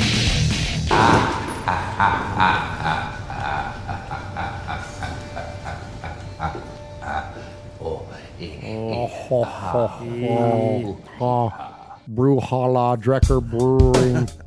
What's a brewing? I had way too many R's in there. Can you tell that we've been having beer? So Drecker, check them out. That is Drecker Brewing Company. That is in North Dakota. Check out also Carol Weidman's Candy Company. That comes to us courtesy of our good friend Fargo Raider. We appreciate you very, very much for sending the treats to us tonight. That is the best. And yeah, thank you so much. Thank you to everybody in the chat room tonight. Paul's in there. Ron's in there. The Big Easy, Ebony Graves, Lencho, Kiljadas. Let's see, Michelle Sweat is in there. Chevy Silver Raider. So many of our good friends. Tyrone Graves. Ty Raider. What's up, Ty? Ty. Speaking of frequenters of he's Domenico's. a regular. Absolutely. So, hey, before we get out of here, Jeff, shout out the podcast, shout out the business, give a message to Raider Nation. Raider Nation, we're going to be just fine. Don't sweat the Russell Wilson nonsense. Derek Carr's our quarterback. He's going to take us to the promised land. We're going to address the O-line in the free agency. We're going to get what we need in the draft. Just buckle your seatbelts. It's going to be a fun season. Check us out. If you love college football, especially the Group of Five conferences that don't get as much love, at Group of Five Guys on all the social media. We got a podcast on YouTube. We got the audio version on all the DSPs. Check us out. And if you want a good sandwich here in the Bay Area or Middle Tennessee, Domenico's Italian Deli. Awesome, man. Come Thank see you. me. Thank you so much for coming tonight, Thanks for man. having me, man. Appreciate it. You know, always miss Swag and Uncle Mosh, but been great having you in here tonight. Excellent insight around the draft and players, around the group of five and beyond, man. And appreciate your Raider fandom. Appreciate you. Yeah, man. Thank you so much for being here. Thank you to Capo, Ebony, Mike White, Tyrone Graves, Daniel, Crujo, Pineapple. All those donations goes 100% to the One Nation Foundation Thank you so much, you guys. Everybody have a great night. We love you, Raider Nation. Raiders!